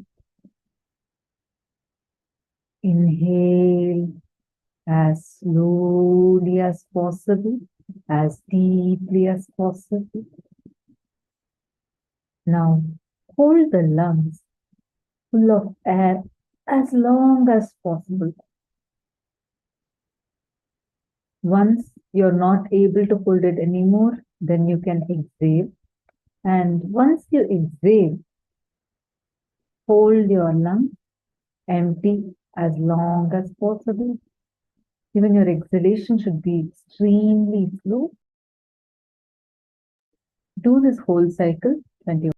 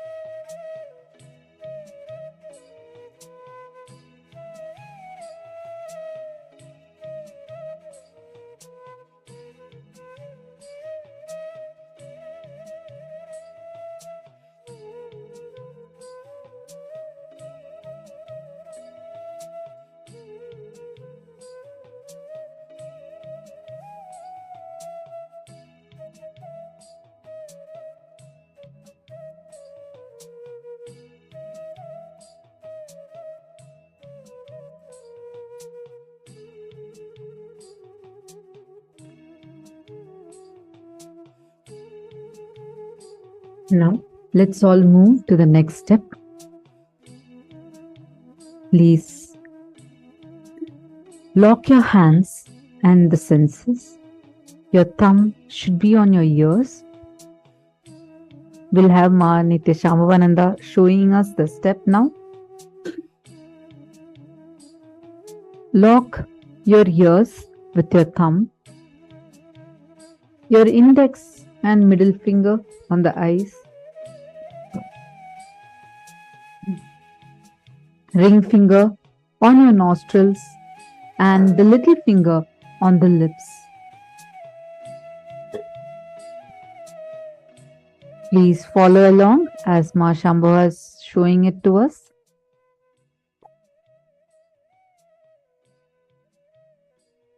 Thumbs on your ears, your index and middle finger on the eyes, ring fingers on the nostrils, little fingers on the lips. Now, suddenly block all the five senses, including breathing. After some time, you will feel the suffocation where you feel like you cannot hold it anymore. You will feel as if you're going to faint. Then relax your nostrils and allow the body to balance. Just freeze everything, including your eyeballs. Freeze all the senses. Your thumb should lock your ears. And the index finger and middle finger should lock your eyes. Ring finger should block your nostrils. And your mouth should be closed with a little finger on it. Just freeze. Block all the five senses, including breathing. When you're not able to hold it anymore, relax.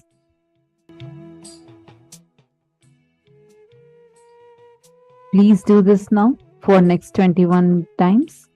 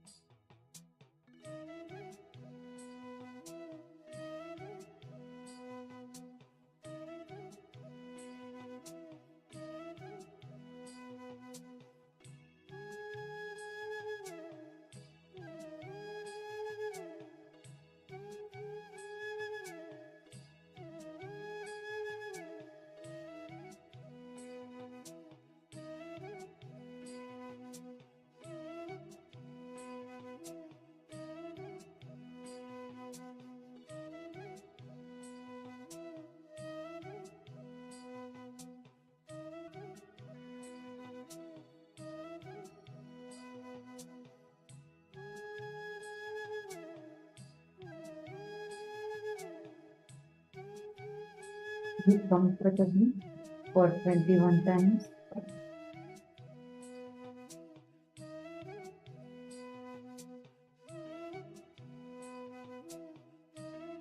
Touch all your senses and hold it for next as long as possible until the time you almost feel like suffocating. Till then, please freeze all your senses.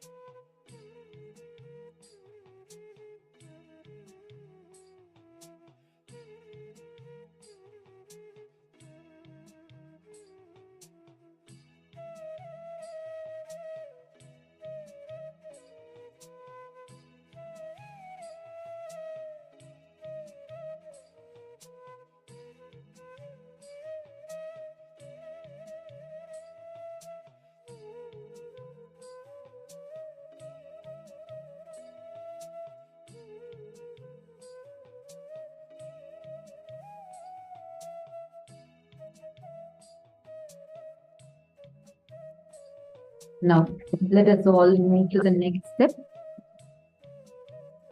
We are now going to be moving to the next step, where you're going to just intensely hum.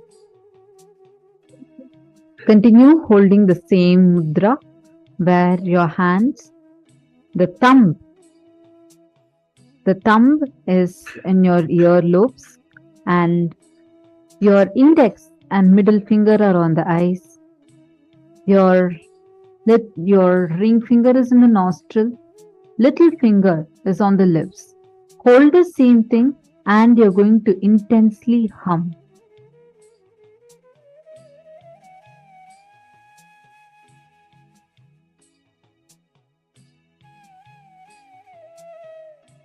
Just the intense humming. I hope all of you have finished the previous step.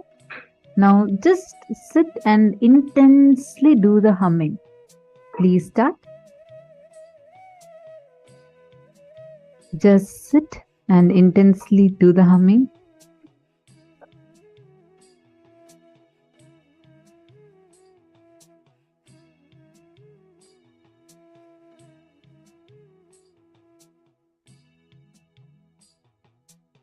Just hum. Please do the humming.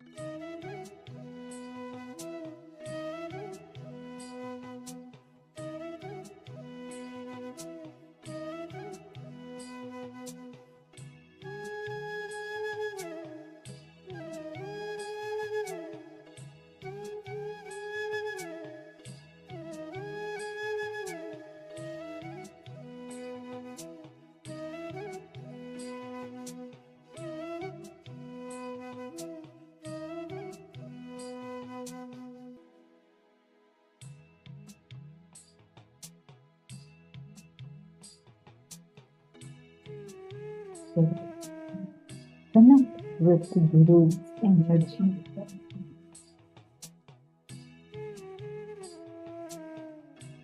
Receive it fully and empty it down to the earth, where you become a channel for the energy to flow through you.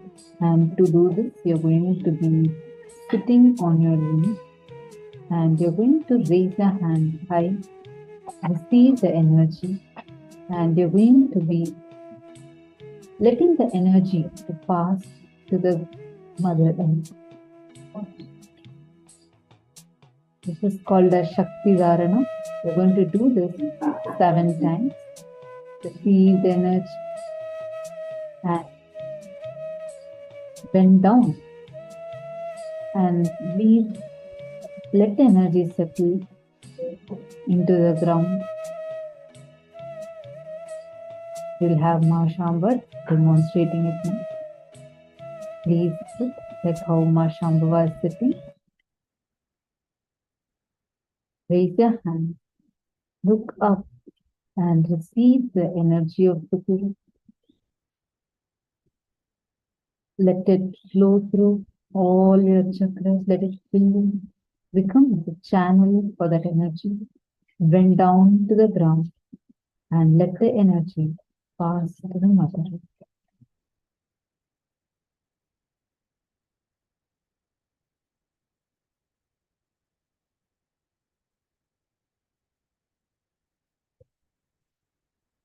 Repeat this cycle 7 times.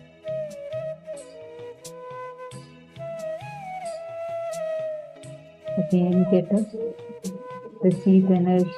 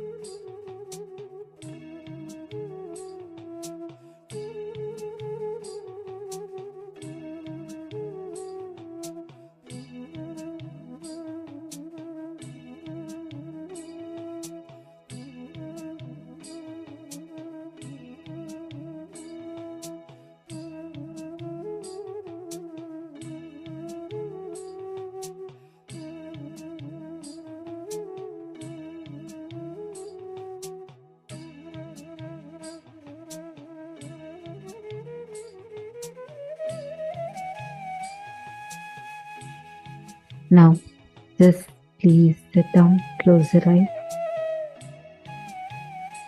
In this step,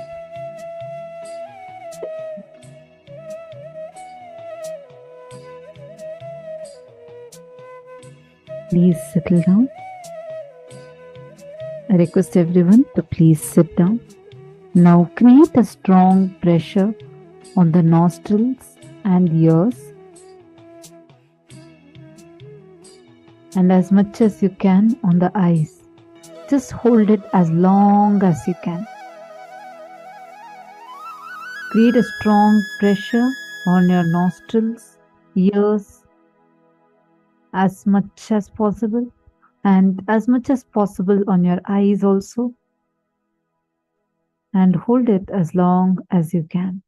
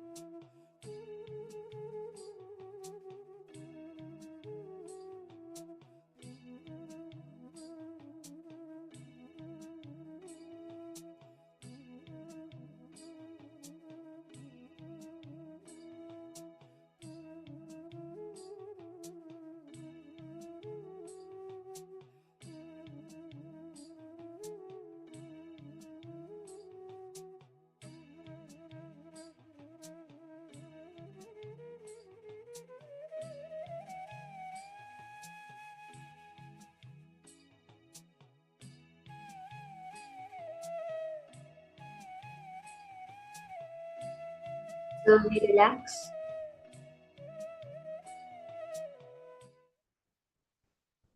Slowly relax. You can open your eyes. You can relax the pressure. Settle down. This is the most powerful N-Kriya that Swamiji has revealed. Swamiji says that one N-Kriya is equivalent to doing 108 Surya Namaskars. We have the process of doing the Surya Namaskara, the 108 times.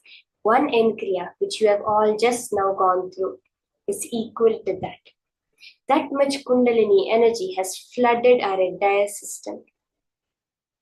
Swamiji says, when any energy that goes vertical, like Kundalini, floods your system, power manifestation of your very reality happens as a side effect.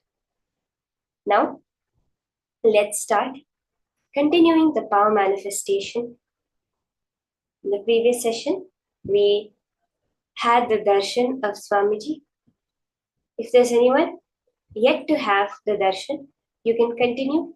Swamiji reveals that for the whole science of alchemy products, each and every time you manifest it, you start by getting the darshan of Swamiji and then bowing down to that form of Swamiji in the Krishnashila, in the mirror, in the alchemy products, and then move on further to the manifestation. So all of those who have not yet had the darshan, you can go ahead, sit, have the darshan of Swamiji. And in this round of power manifestation, we are going to be doing the power of remote vision through the granite slab, through the alchemy products. So I request all of you to settle down. You can drink some water if you want, because all this pranayama and all creates so much energy, so much of heat in the body. So you can drink some water and get your alchemy products ready to start this round of manifestation.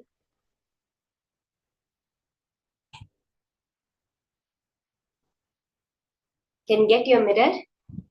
Again, just reiterating, all those who do not yet have an energized alchemy product by Swamiji, you can keep it today. During the darshan, you can keep a mirror. Ensure the mirror you're using is going to be only for the power manifestation. You will not be using it for any other purpose. And the aushadas, either turmeric, pure organic turmeric, the vibhuti, the bhasma, pure kumkum, the processed turmeric, or the sandalwood, pure sandalwood powder. Like this, there are various aushadhas that Swamiji has revealed. So you can keep any of these aushadhas ready. And Swamiji will be energizing it today during the darshan. For all those who already have the energized aushadha and the energized alchemy products, you can use your alchemy products for this round of remote vision. So now, let's start. To start this round off, connect with a partner. Each and every one of you are going to start off by connecting to a partner, and you're going to be scanning the exact details of them. Okay, let's do this. You're going to scan right now of a particular person, the color that they are wearing. So you can call up a partner or connect in the Zoom to a partner. Let it not be a video call.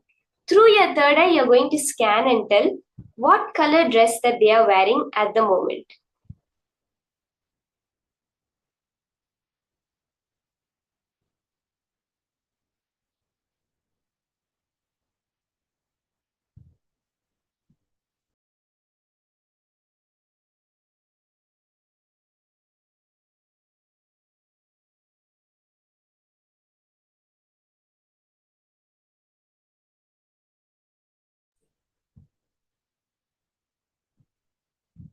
You can connect, and without going on video, without knowing it logically, like you've never seen them today. Let's say you have not seen them today. Call someone like that. Or you can connect to people in the room. You're going to be scanning the color of the dress that they are wearing. But what you're going to be doing for all those who have the alchemy products, energized alchemy product, Let's say you have a mirror, put a thick layer of the Jnananjana on the mirror.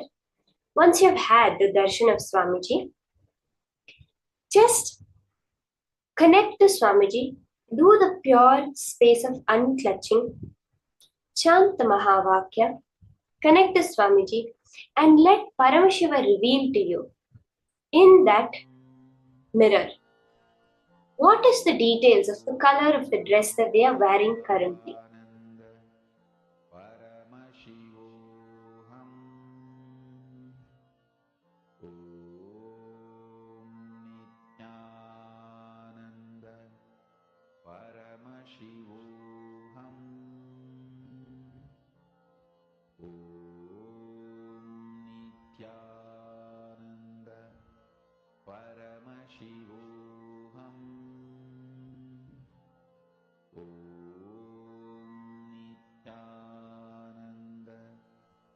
You can start the manifestation process.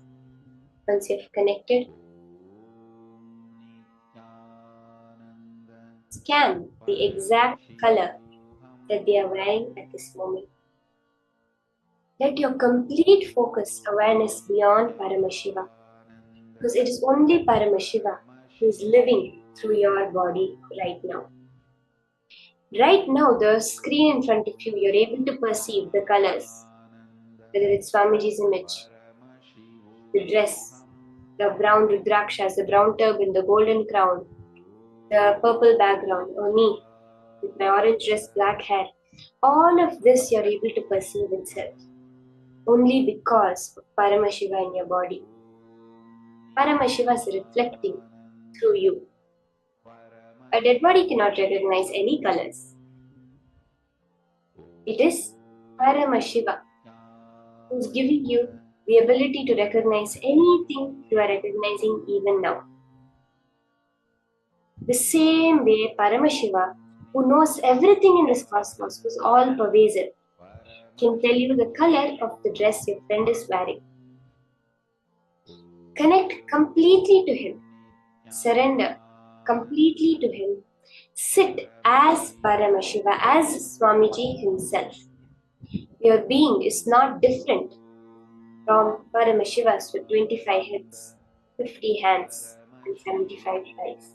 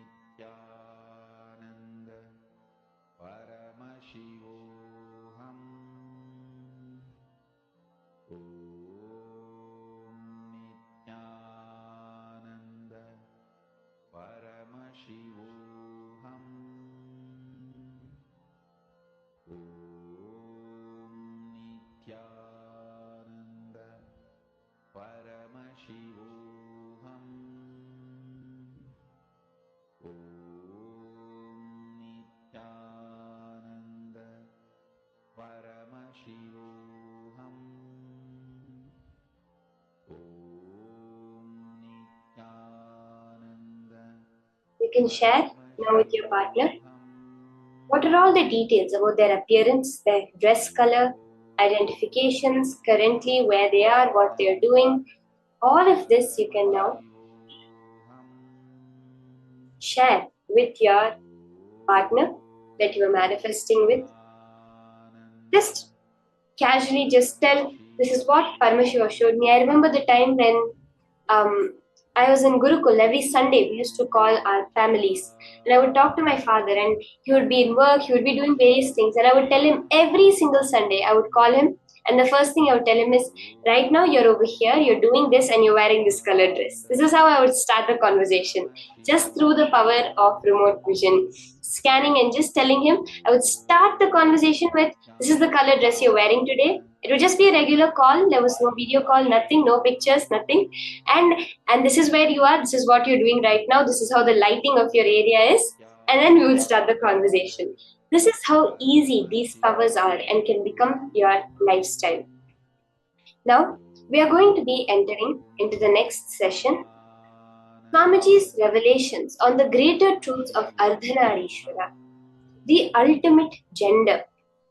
That is what Swamiji is going to be revealing today during this process. Let's now listen to the higher powerful cognitions from Swamiji on Ardhana.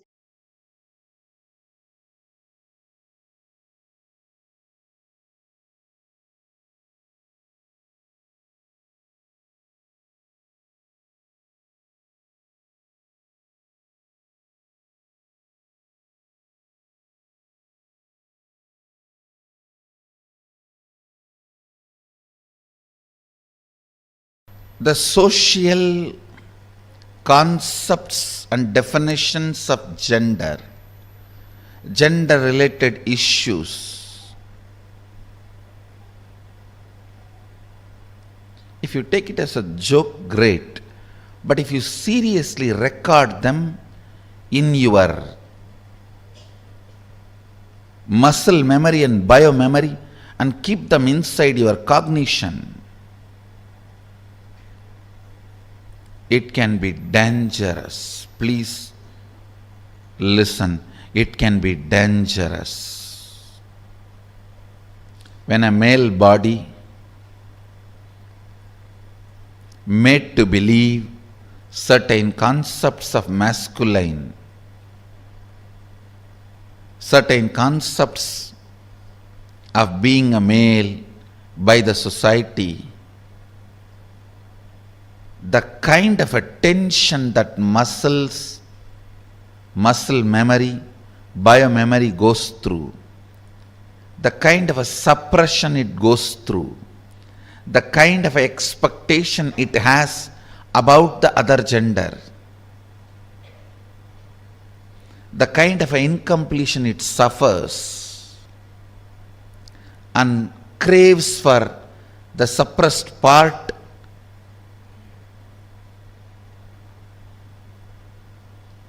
is hell.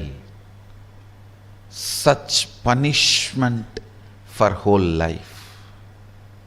And the worst thing is,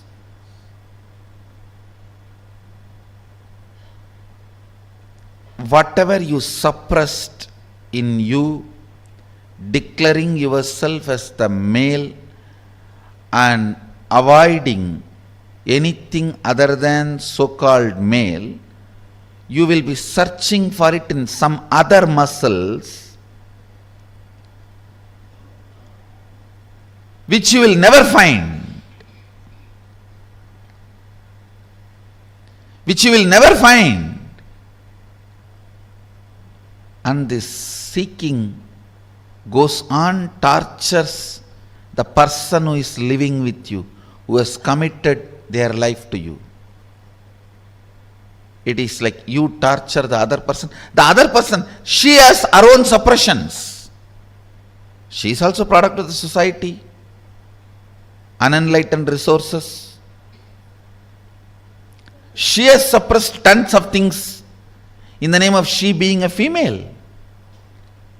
So all that she is searching in your muscles.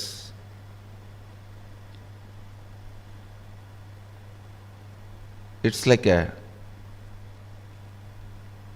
Indian villages, this early morning hen will come out with chicken and start searching all the dustbins for food. Searching.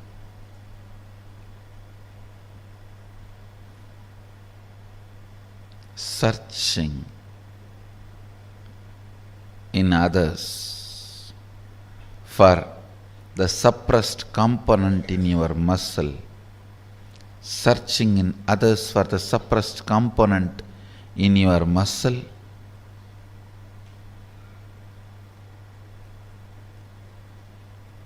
is the most frustrating thing that can happen to anybody in life. Even if you are a potato couch, because you did trial and error on yourself, it's easy to get you out of it. But the patterns you pick up from others, believe it as your muscle memory, install it in your biomemory, takes such long completion, requires strong completion process for you to get out. Again and again it triggers violence, dissatisfaction, incompletion, resistance, a wrong principles of sex. Understand this word, wrong principles of sex.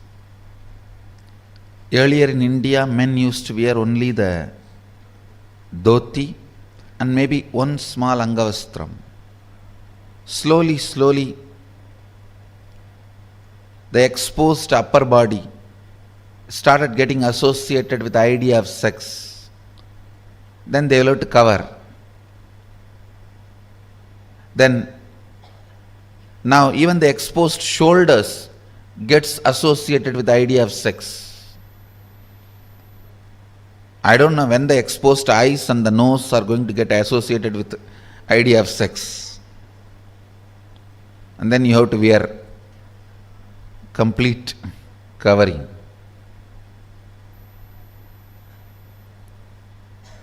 Understand various parts of body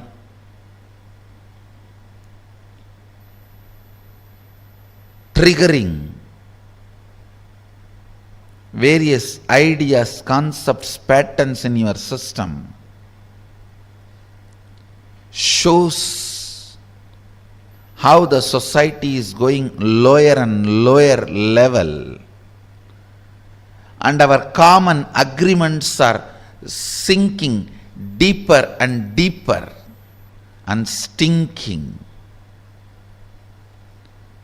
Our common understandings do matter. Our common understandings do matter because knowingly or unknowingly, even if you understand the higher principles, in your day-to-day life you are forced to live the common understandings.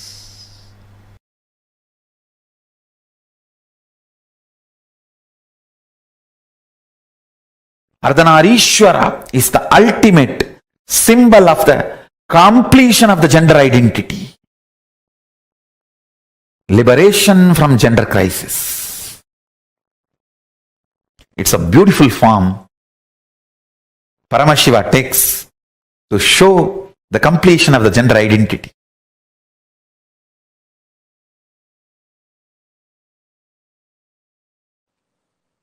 Each manifestation of Paramashiva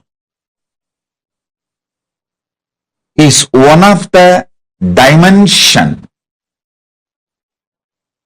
which includes whole Paramashiva. Listen, Ardhanareeshwara does not mean he is only Ardhanareeshwara. Ardhanareeshwara is the manifestation of complete Paramashiva. You should know that. Even if you achieve any one manifestation, you achieve Paramashiva. If you achieve Nataraja, you achieve Paramashiva. If you achieve Lingarupa, you achieve Paramashiva. You achieve Kalabhairava, you achieve Paramashiva. You achieve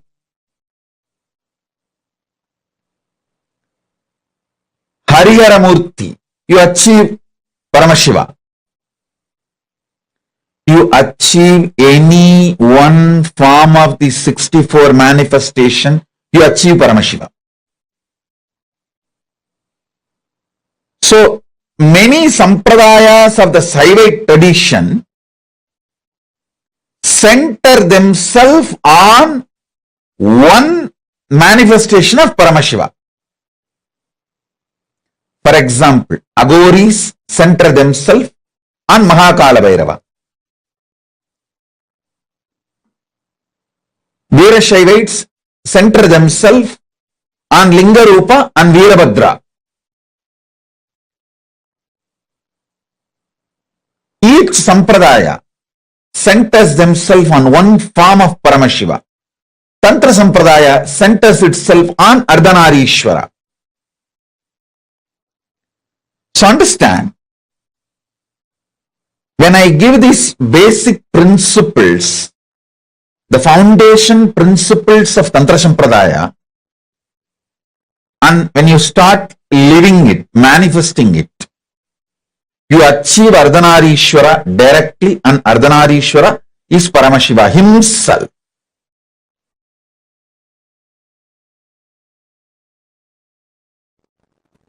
The word Tantra simply means technique. methodology in Sanatana Hindu Dharma, all methodology for manifesting the state, space, powers and being of Paramashiva is called Tantra. That's it. Please understand. State, space, powers and being of Paramashiva, manifesting that is called Tantra. Any methodology adopted for that purpose is called Tantra. In course of time, it got associated with multiple traditions like Shakta, Bauddha, Samana. In multiple sampradayas, orders, traditions of Hinduism, it got identified, associated, started having different connotations, and then comes the anti-Hindu narratives, anti-Hindu forces, Hindu-phobic forces contains this word and boxes it inside gory sexual activities and orgies. Without any understandings and reality, I tell you, Tantra is the most anti-sex practice. In real tantric practice, whether you do it with your own being or you do it with some beings outside, it just liberates you from everything felt as a need or urge. Understand? Food is not wrong, but urge pushing you to eat is wrong. Sex is not wrong, but the urge making you lose your balance and your integrity and pushing you to do the act is wrong. Understand? Anything which breaks your integrity is wrong, not the act. Last few days, satsang, I was insisting on cutting down the solid food intake. Bring it to 10% of the calorie which you are consuming, usually. Just 10%. If you used to consume 2000 calorie, bring it to 200 calorie. If you are used to consume 1000 calorie, bring it to 100 calorie. It's almost like I'm asking you to do fasting. Just increase the liquid and balance your routine. Understand? If you have started practicing, you will realize not having solid food, so much of irritation, anger, all the non-integrity emotions manifesting in you. Tiredness will disappear, boredom will disappear, but suddenly you will feel too much energy and you don't know what to do. I tell you, eating is not wrong, but the urge pushing you to eat is wrong. And sex is not wrong, the urge which makes you lose your integrity for sex is wrong. Tantra works on completion, making you manifest the state, space, powers and being of Paramashiva. Listen carefully. Multiple various techniques to experience the state of Paramashiva, like unclutching, completion, to experience the space of Paramashiva, like integrity, authenticity, responsibility, enriching, causing, to to experience the powers of Paramashiva, oneness, initiation, Aushadha, Mani, Mantra, Aushadha, to manifest the being of Paramashiva, Diksha, ultimate initiation, communion, oneness with Guru, who is embodiment of Paramashiva, makes you manifest the being of Paramashiva. All these various levels, multiple techniques are adopted, methodologies are adopted. All of them are basically called as Tantra. Understand, Tantra is the most anti-sex tradition. If you believe, if you are told Tantra is the sexual tradition, you are cheated. Be very clear, you are cheated. The kind of the feeling grounded you need to have, never to have tears in your eyes, can happen only by Tantra. When you are grounded, complete with all the emotions of body shaming, good, bad, right, wrong, everything need to be cleansed. All the toxic ideas inserted into your system, shame, guilt, about your body and how you look and how you feel, and the ideas of sex, gender, everything, all the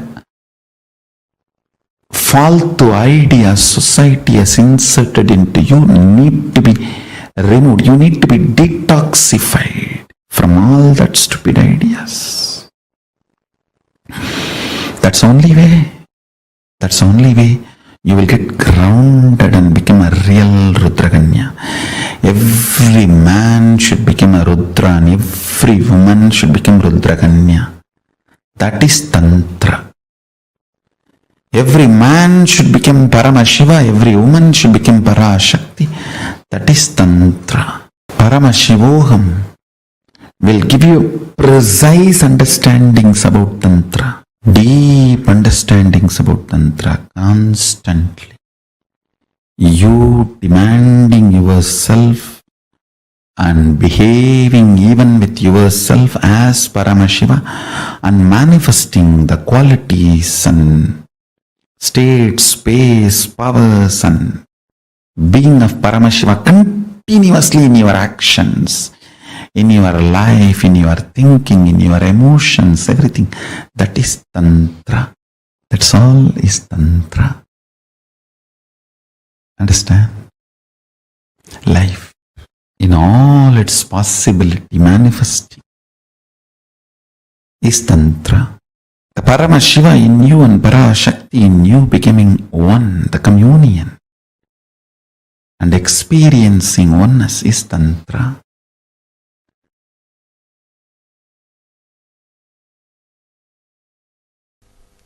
A very powerful incident happened in my life.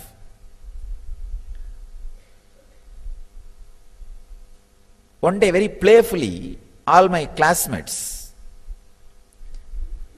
wanted to have a debate with me.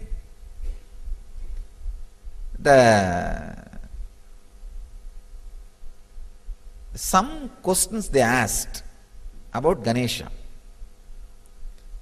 I answered very strongly. Then one fellow said, he talks as if he knows everything. The other fellow said, no, he knows everything. And then they said, all right, tomorrow we will come up with a question.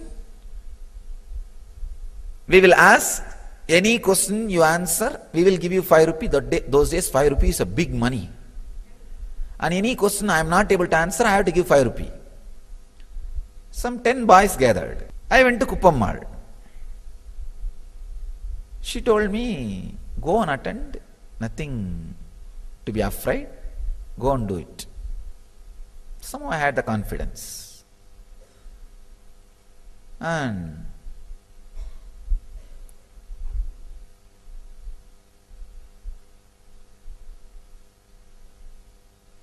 I did not even have the thought, if I don't know some answer, what will I do?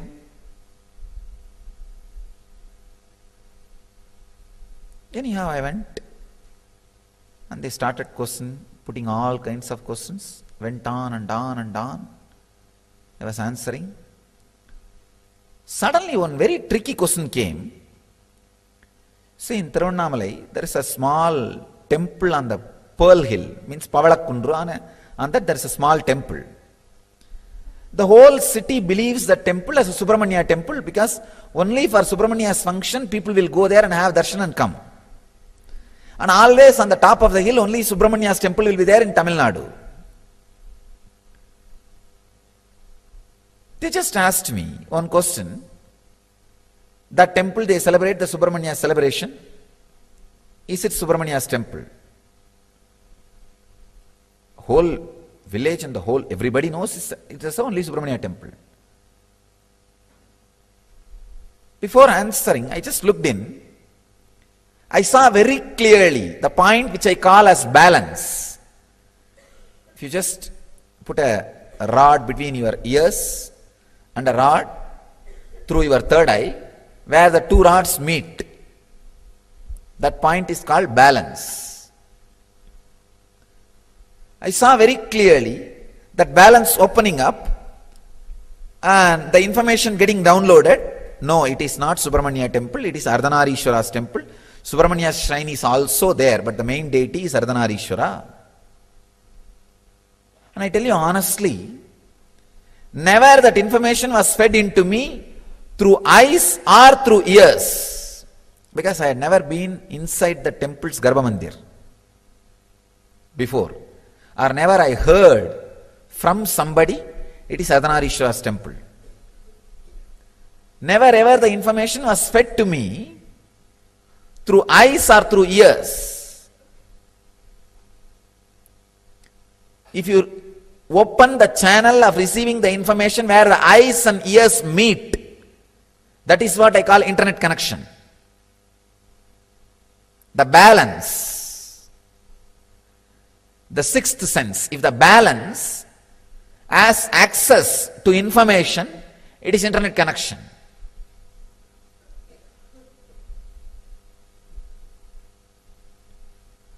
Your eyes are like web camera. Your ears are like speaker in the computer.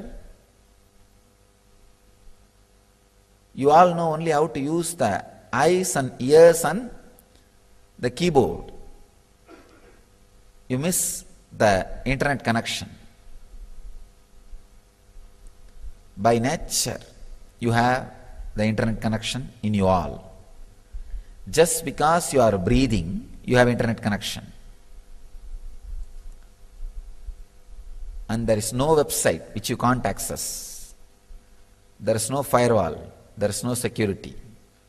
You can access anything without getting corrupt or without getting infected by virus.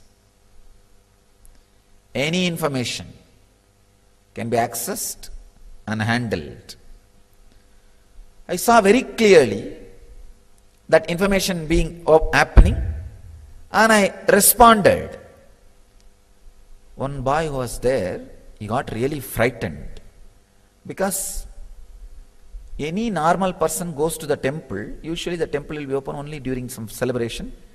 During that celebration time, always the Subramanya will be kept in the front. So nobody will have the access to the Garbha Mandir to go and even have a look of the original deity. You are shocked. And I saw really that fellow got shaken so much. He never thought, I'll know such a intricate information, fact, such deep fact, because he is from a Brahmin family who does puja of the temple. So he thought, except his family, nobody knows it is a Ardhanareeshwara temple. And actually itself nobody knows. Even now in the village, in the city, it is considered only as a Subramanya temple. He said, how do you know? Only we people who enter the Garbha Mandir know. It's Ardhanareeshwara. It's not Subramanya. I said, Arey, you enter Garbha Mandir every day and come out. I am inside Garbha Mandir.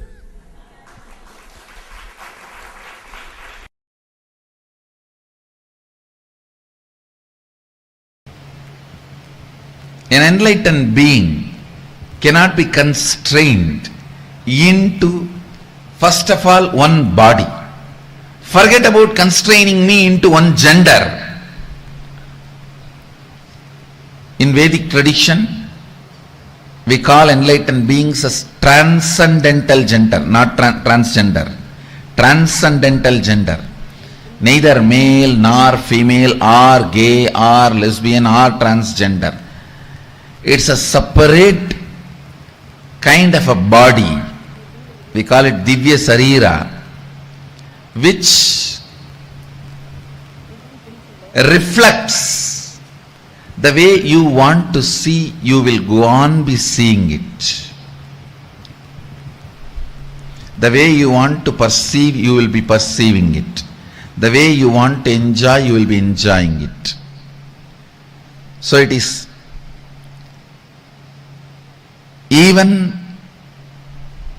in language, words, Sanskrit gives exemption from all the grammar, rules, everything to enlightened beings.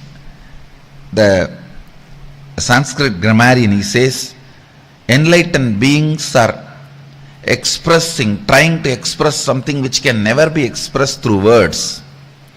So they are exempted from all grammar rules, everything. It is called Arsha Prayoga.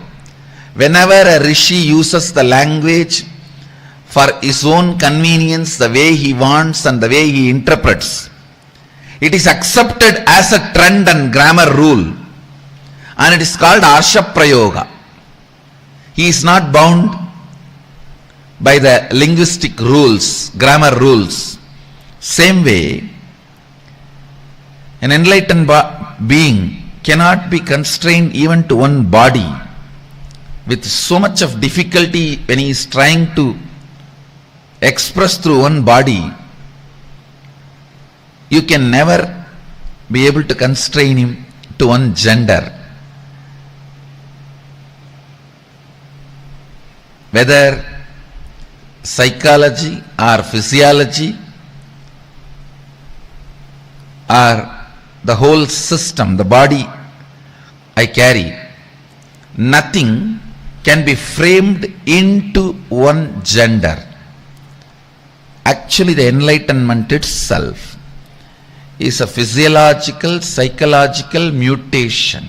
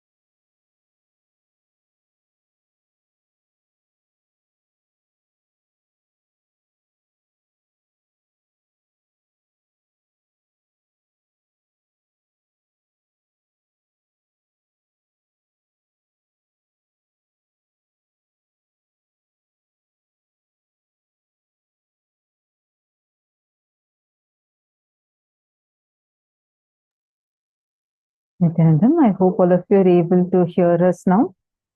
Sorry for the technical glitch. We have faced with a small technical glitch. Yes. Nithyanandam, so beautifully Swamiji had explained to us about Ardhanareeshwara, the ultimate gender of Ardhanareeshwara, and how he is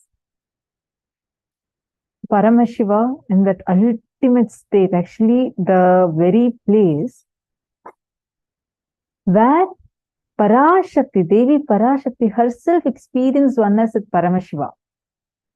That place is called as Pavarakundra, and that is exactly where Swamiji had his enlightenment experience in Tiruvannamalai. All of you can see this rock, the Pavarakundra. This is the exact spot where Devi Parashakti had her experience of oneness.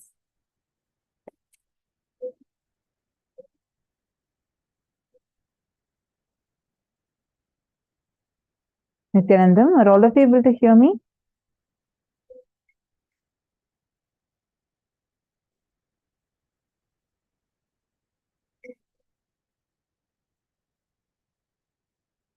Okay, wonderful. So all of you can, yes, so this is the very rock where Swamiji had his enlightenment experience at the age of 12, where Swamiji was able to have the 360-degree vision and experience oneness with everything. So that happened here, right here, in this very place where Ardhanareeshwara manifested. See, Ardhanareeshwara is transcendental gender. We are familiar with our normal understanding of genders, and we call some set of people as transgender. But that's completely different. Transcendental gender is where you're neither male nor female nor any transgender. You're beyond all of these. And this happens where the level of completion, that depth of completion, reaches up to your very bio-memory. All the mental and physical disorders are due to the parasite within our bio-memory. And when the bio-memory is awakened and it is experiencing that complete completion, you will start manifesting being a transcendental gender.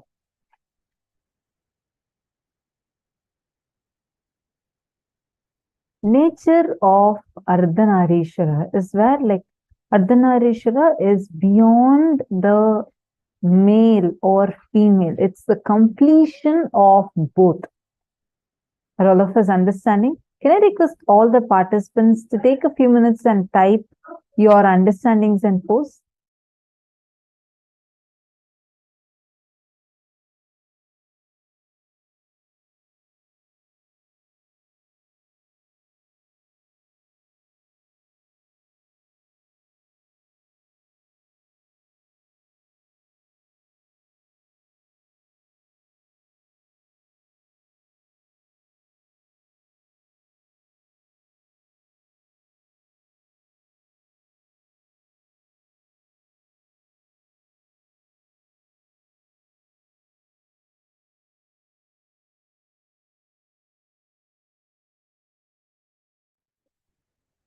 Please take a few minutes and type what all you have understood about Ardhanareeshwara. Come on. Who is Bhagavan Ardhanareeshwara? See, understand. Actually, in the Ardhanareeshwara revelation, one of the revelations Swamiji says is, it is not that, see, at Parashakti, experiencing oneness with Paramashiva is where Paramashiva enters into Parashakti and radiates as Ardhanareeshwara. That is what is this place in Tiruvannamalai. There's once more where Paramashiva, where Paramashiva gives half of his own form to Parashakti. And there's one more where Paramashiva merges into Parashakti and manifests as Ardhanareeshwara. So that is the second is the form that we all are seeing here in Tiruvannamalai. That's the very spot where it manifested.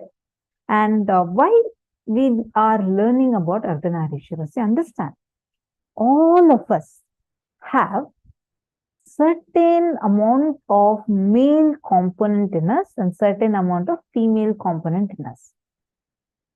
The problem is actually about almost 10 years before, Swamiji said, in the next 5-6 years, the biggest problem humanity is going to be facing will be gender identity issues. No one understood, and Swamiji told us in 2012, 2013, people didn't quite understand. But today we are seeing this gender identity related issues. It's like, for many, it has become like such a crucial issue. Parents are worried about their children, and many children feel their parents don't understand them, and it has become more of a political subject, and people feel the whole world seems to be divided into either for LGBTQ or against LGBTQ, but gender is not about that. It is about identifying you and getting into completion with you. When you manifest Ardhanareeshwara, the suppressed parts in you would get completed. How many of you are understanding this one line? Every one of us do carry. Like, for example, if you are a female, you do carry 49% male and 51% female in you. Same thing applies in every level. In every level, you carry certain amount of male component, certain amount of female component inside of you. The problem is, there are many parts that are suppressed inside of us. And we try to look for that, to complete that. You try to look for that suppressed part outside of you. You think you're going to get the fulfillment from outside. But unfortunately, that's not the case. Oh God, one of my favorite lines that Swamiji says is that I don't look for my other half because I am not half. I am full. I am complete. The way Swamiji would say that, it's so powerful, because all of us keep on searching for our other half or better half. Or you keep thinking you are a half and you need someone else, some external, to come and fulfill you. But Swamiji says, you are not half. You're full, you're complete. The completion you're looking for, the fulfillment you're looking for, is not lying outside. It's not with someone else. It's with you. And experience that completion within you. You need to look at that suppressed part that you are suppressing inside of you. You would not be able to get that from outside. How many of you are understanding about this? How many of you are getting this? How many of you are feeling like, yes, this is clicking with me?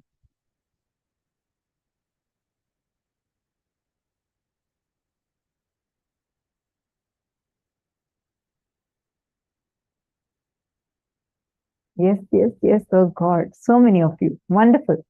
So this is why today, learning about Ardhanareeshwara, you're going to be learning and manifesting that completion space. Understand, when you are complete with you, you would be radiating so gracefully. The grace will be just oozing out of every pore of you.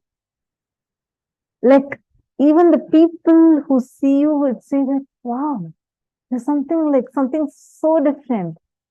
You're looking so beautiful. And you just be radiating. That is what you're going to be experiencing today, because you're going to be completing with you. Arjun Ravishankar, kind of, but I have a lot of questions. Go ahead. Arjun Ravishankaraya, go ahead and please post your questions. And I also request all of you to please come on camera, especially in the male side. It is such a great insight, yes. Actually, when you learn about it, Pankaj Kankaraya, when you learn about it, you will see slowly that completion would start manifesting. Oh, sorry, that is Pavan Kaya. I think I just got mixed up. Yes, it will start manifesting through you like as grace. See, understand, every one of us have the capacity to experience fulfillment from within us.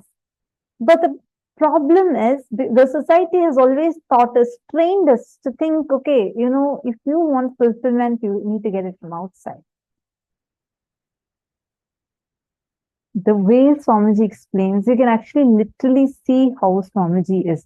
Like, actually, in the whole world, it is only Swamiji's life which is the most publicly recorded life, publicly available life. Like every day of Swamiji's is chronicled. Like you can get pictures almost every single day of Swamiji's life, what activities Swamiji is doing, what all Swamiji is doing. And Swamiji will be sitting, for those who have met Swamiji physically, and if you have had the blessing to live around Swamiji, you definitely know what I'm talking about, because the way how Swamiji would be living, right? He'd be just sitting in the courtyard. All of us, Gurukul kids, Adi Navasis, and program participants, everyone will be sitting around Swamiji. Swamiji will be sitting there and sipping a cup of coffee, just sitting in his swing, initiating us, being so blissful. And the way how Swamiji would be, like there is nothing from external that can take away that bliss nor add any extra bliss. You just be blissful. Many times he will even enter into samadhi just sitting in a swing, and all of us would be sitting around Swamiji. Like we'll have like about easily 100 people, almost more than that, sitting. How much ever could fit into the courtyard, everyone would be coming and sitting and doing the power manifestation. And some people will be coming and having their lunch over there. And Swamiji will be sitting like whole day and night. Swamiji will be in front of all of us. Each one of us might go and come back, but he'll just be there singing in his swing and just being so available to us, so blissful. Because there is nothing you will actually see. Just when you see, you will know. There's nothing that can take away that bliss from him, because it's manifesting from within. So powerfully manifesting. If we don't need other, okay, I have a question from Arjuna. Yeah? If we don't need other gender, then what about creating progeny and children? If everyone in the world thinks I don't need a partner for fulfillment or satisfaction, then how would the world continue? Very, very beautiful question. First thing, not having the necessity for fulfillment through another body does not mean that you should not have children. Listen carefully. Swamiji is only saying you should be established in so much of completion with you, so that when you enter into a relationship, it will be a relationship. Otherwise, it will be a situationship. It will not be a relationship, which is why right now, because in everybody's mind, see, in a married couple are sitting in a room, there are not just two people, there are four people, because one, the husband is there, and husband's imagination of the wife and the wife's imagination of the husband. We always carry a image of a perfect person, of how we need, and we have our own either fantasies or like expectations of how we want our other half to be. And we think that, okay, only that is going to give me the fulfillment. And you go on trying to fit the other person into that frame. And the other person also keeps continuing to do the same, which is why we end up in conflicts, especially given that the movies and social media, all of these keep feeding that into you. more and more. You keep picking the ideas. Okay, so this is how I should look. This is how my wife should look. This is how we should be. These are the couple goals. See, all these things induce a certain idea inside of you. And then based on that, based on the movies, based on the social media, you project that.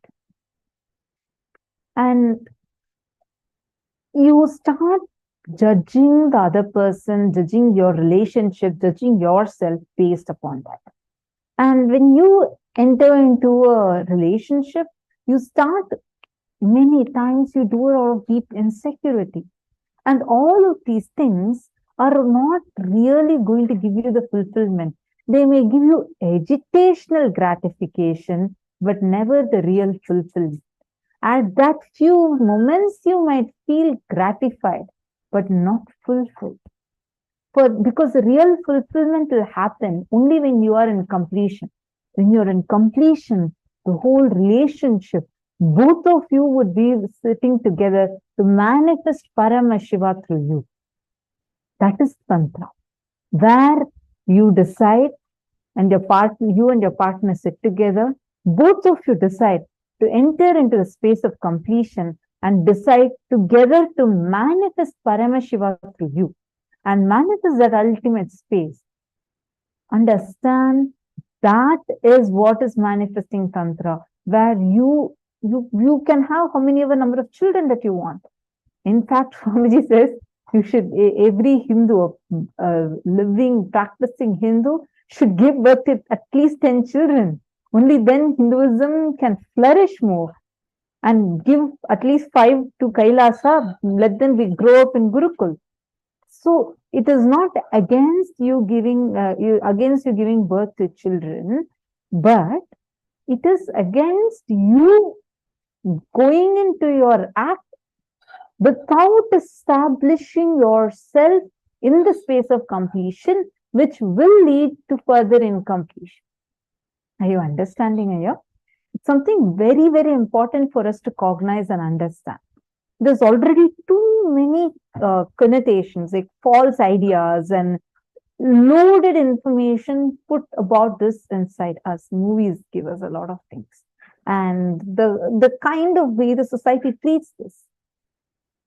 But the moment you first discover you, that is why Swamiji says, till the age of 21, you should strictly follow the vow of celibacy. Because it takes till the age of 21 for you. That's why we have the practice of brahmacharya, where you take up the vow of brahmacharya and you practice celibacy. Because only then, inside of you, you will discover you. Till then, you are not mature enough to handle yourself. So when you get into a relationship with another person, you will neither be mature enough to handle yourself nor the other person, leading to a deep-rooted incompletion. How do we complete it ourselves? So you learn that here. Today we are going to do step-by-step completions, and you learn that process today. All right. I request all of you, do not miss out on any sessions today. Please make sure that you're attending every single session.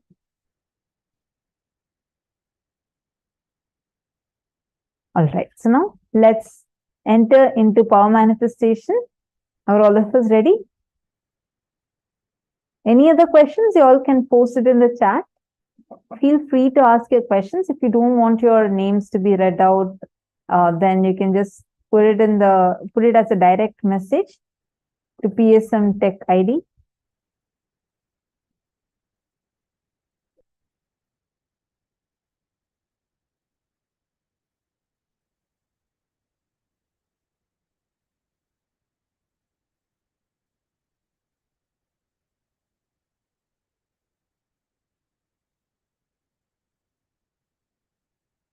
Ma Jessica Martin, I just want to tell you, you can go quickly finish your puja now and come back, because I don't want you to miss out on the next session. See, the sessions we are having today, many of these are, actually all of these are very, very important ones. And even one session, if you miss, you're missing out on a huge chunk. and you won't be able to cognize it at the same depth otherwise. So I see you're very sincere, so I don't want you to miss it. You can go quickly finish your puja now and come back.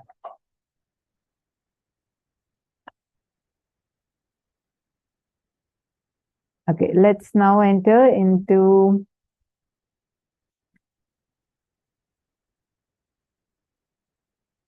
our manifestation. Once again, you're going to be doing this live location, spotting the live location of a person. It's actually a very easy power. Now, all you got to do is connect with any of your friends, and you're going to be first taking the mirror, apply the Aushadha on the mirror, connect to Swamiji, and you'll actually have Swamiji's darshan as Paramashiva on the mirror. Please start the process now. And once you have the darshan of Swamiji as Paramashiva, then only after you see, then you can start, and you'll actually start seeing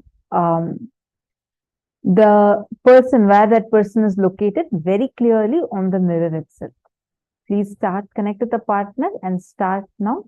Just play with it. Don't take it like you have to be all perfect and all. Just play with it and Nithyananda Paramashivoham. Om Nithyananda Paramashivoham. Om Nithyananda Paramashivoham. Om Nithyananda Paramashivoham. Om Nithyananda Paramashivoham. Om Nithyananda Paramashivoham.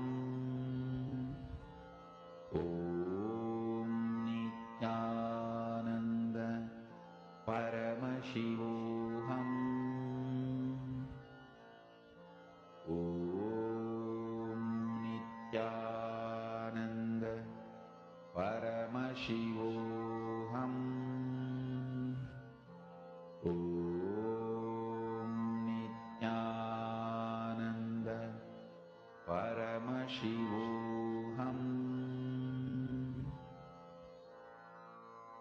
Mahamahavagya, spiritual lullaby for Samadhi, and Suprabhatam, wake up call, wake up song for Paramashiva. This Mahamahavagya is spiritual lullaby for you to fall into Samadhi. Suprabhatam, wake up song for Paramashiva to wake up in you. Just remember this one powerful cognition. This Mahamahavagya puts me in Samadhi. This is spiritual lullaby for Samadhi, and Suprabhatam, wake up song for Paramashiva in me. For Paramashiva to manifest. With this one spiritual powerful cognition, chant this Mahamahavagya.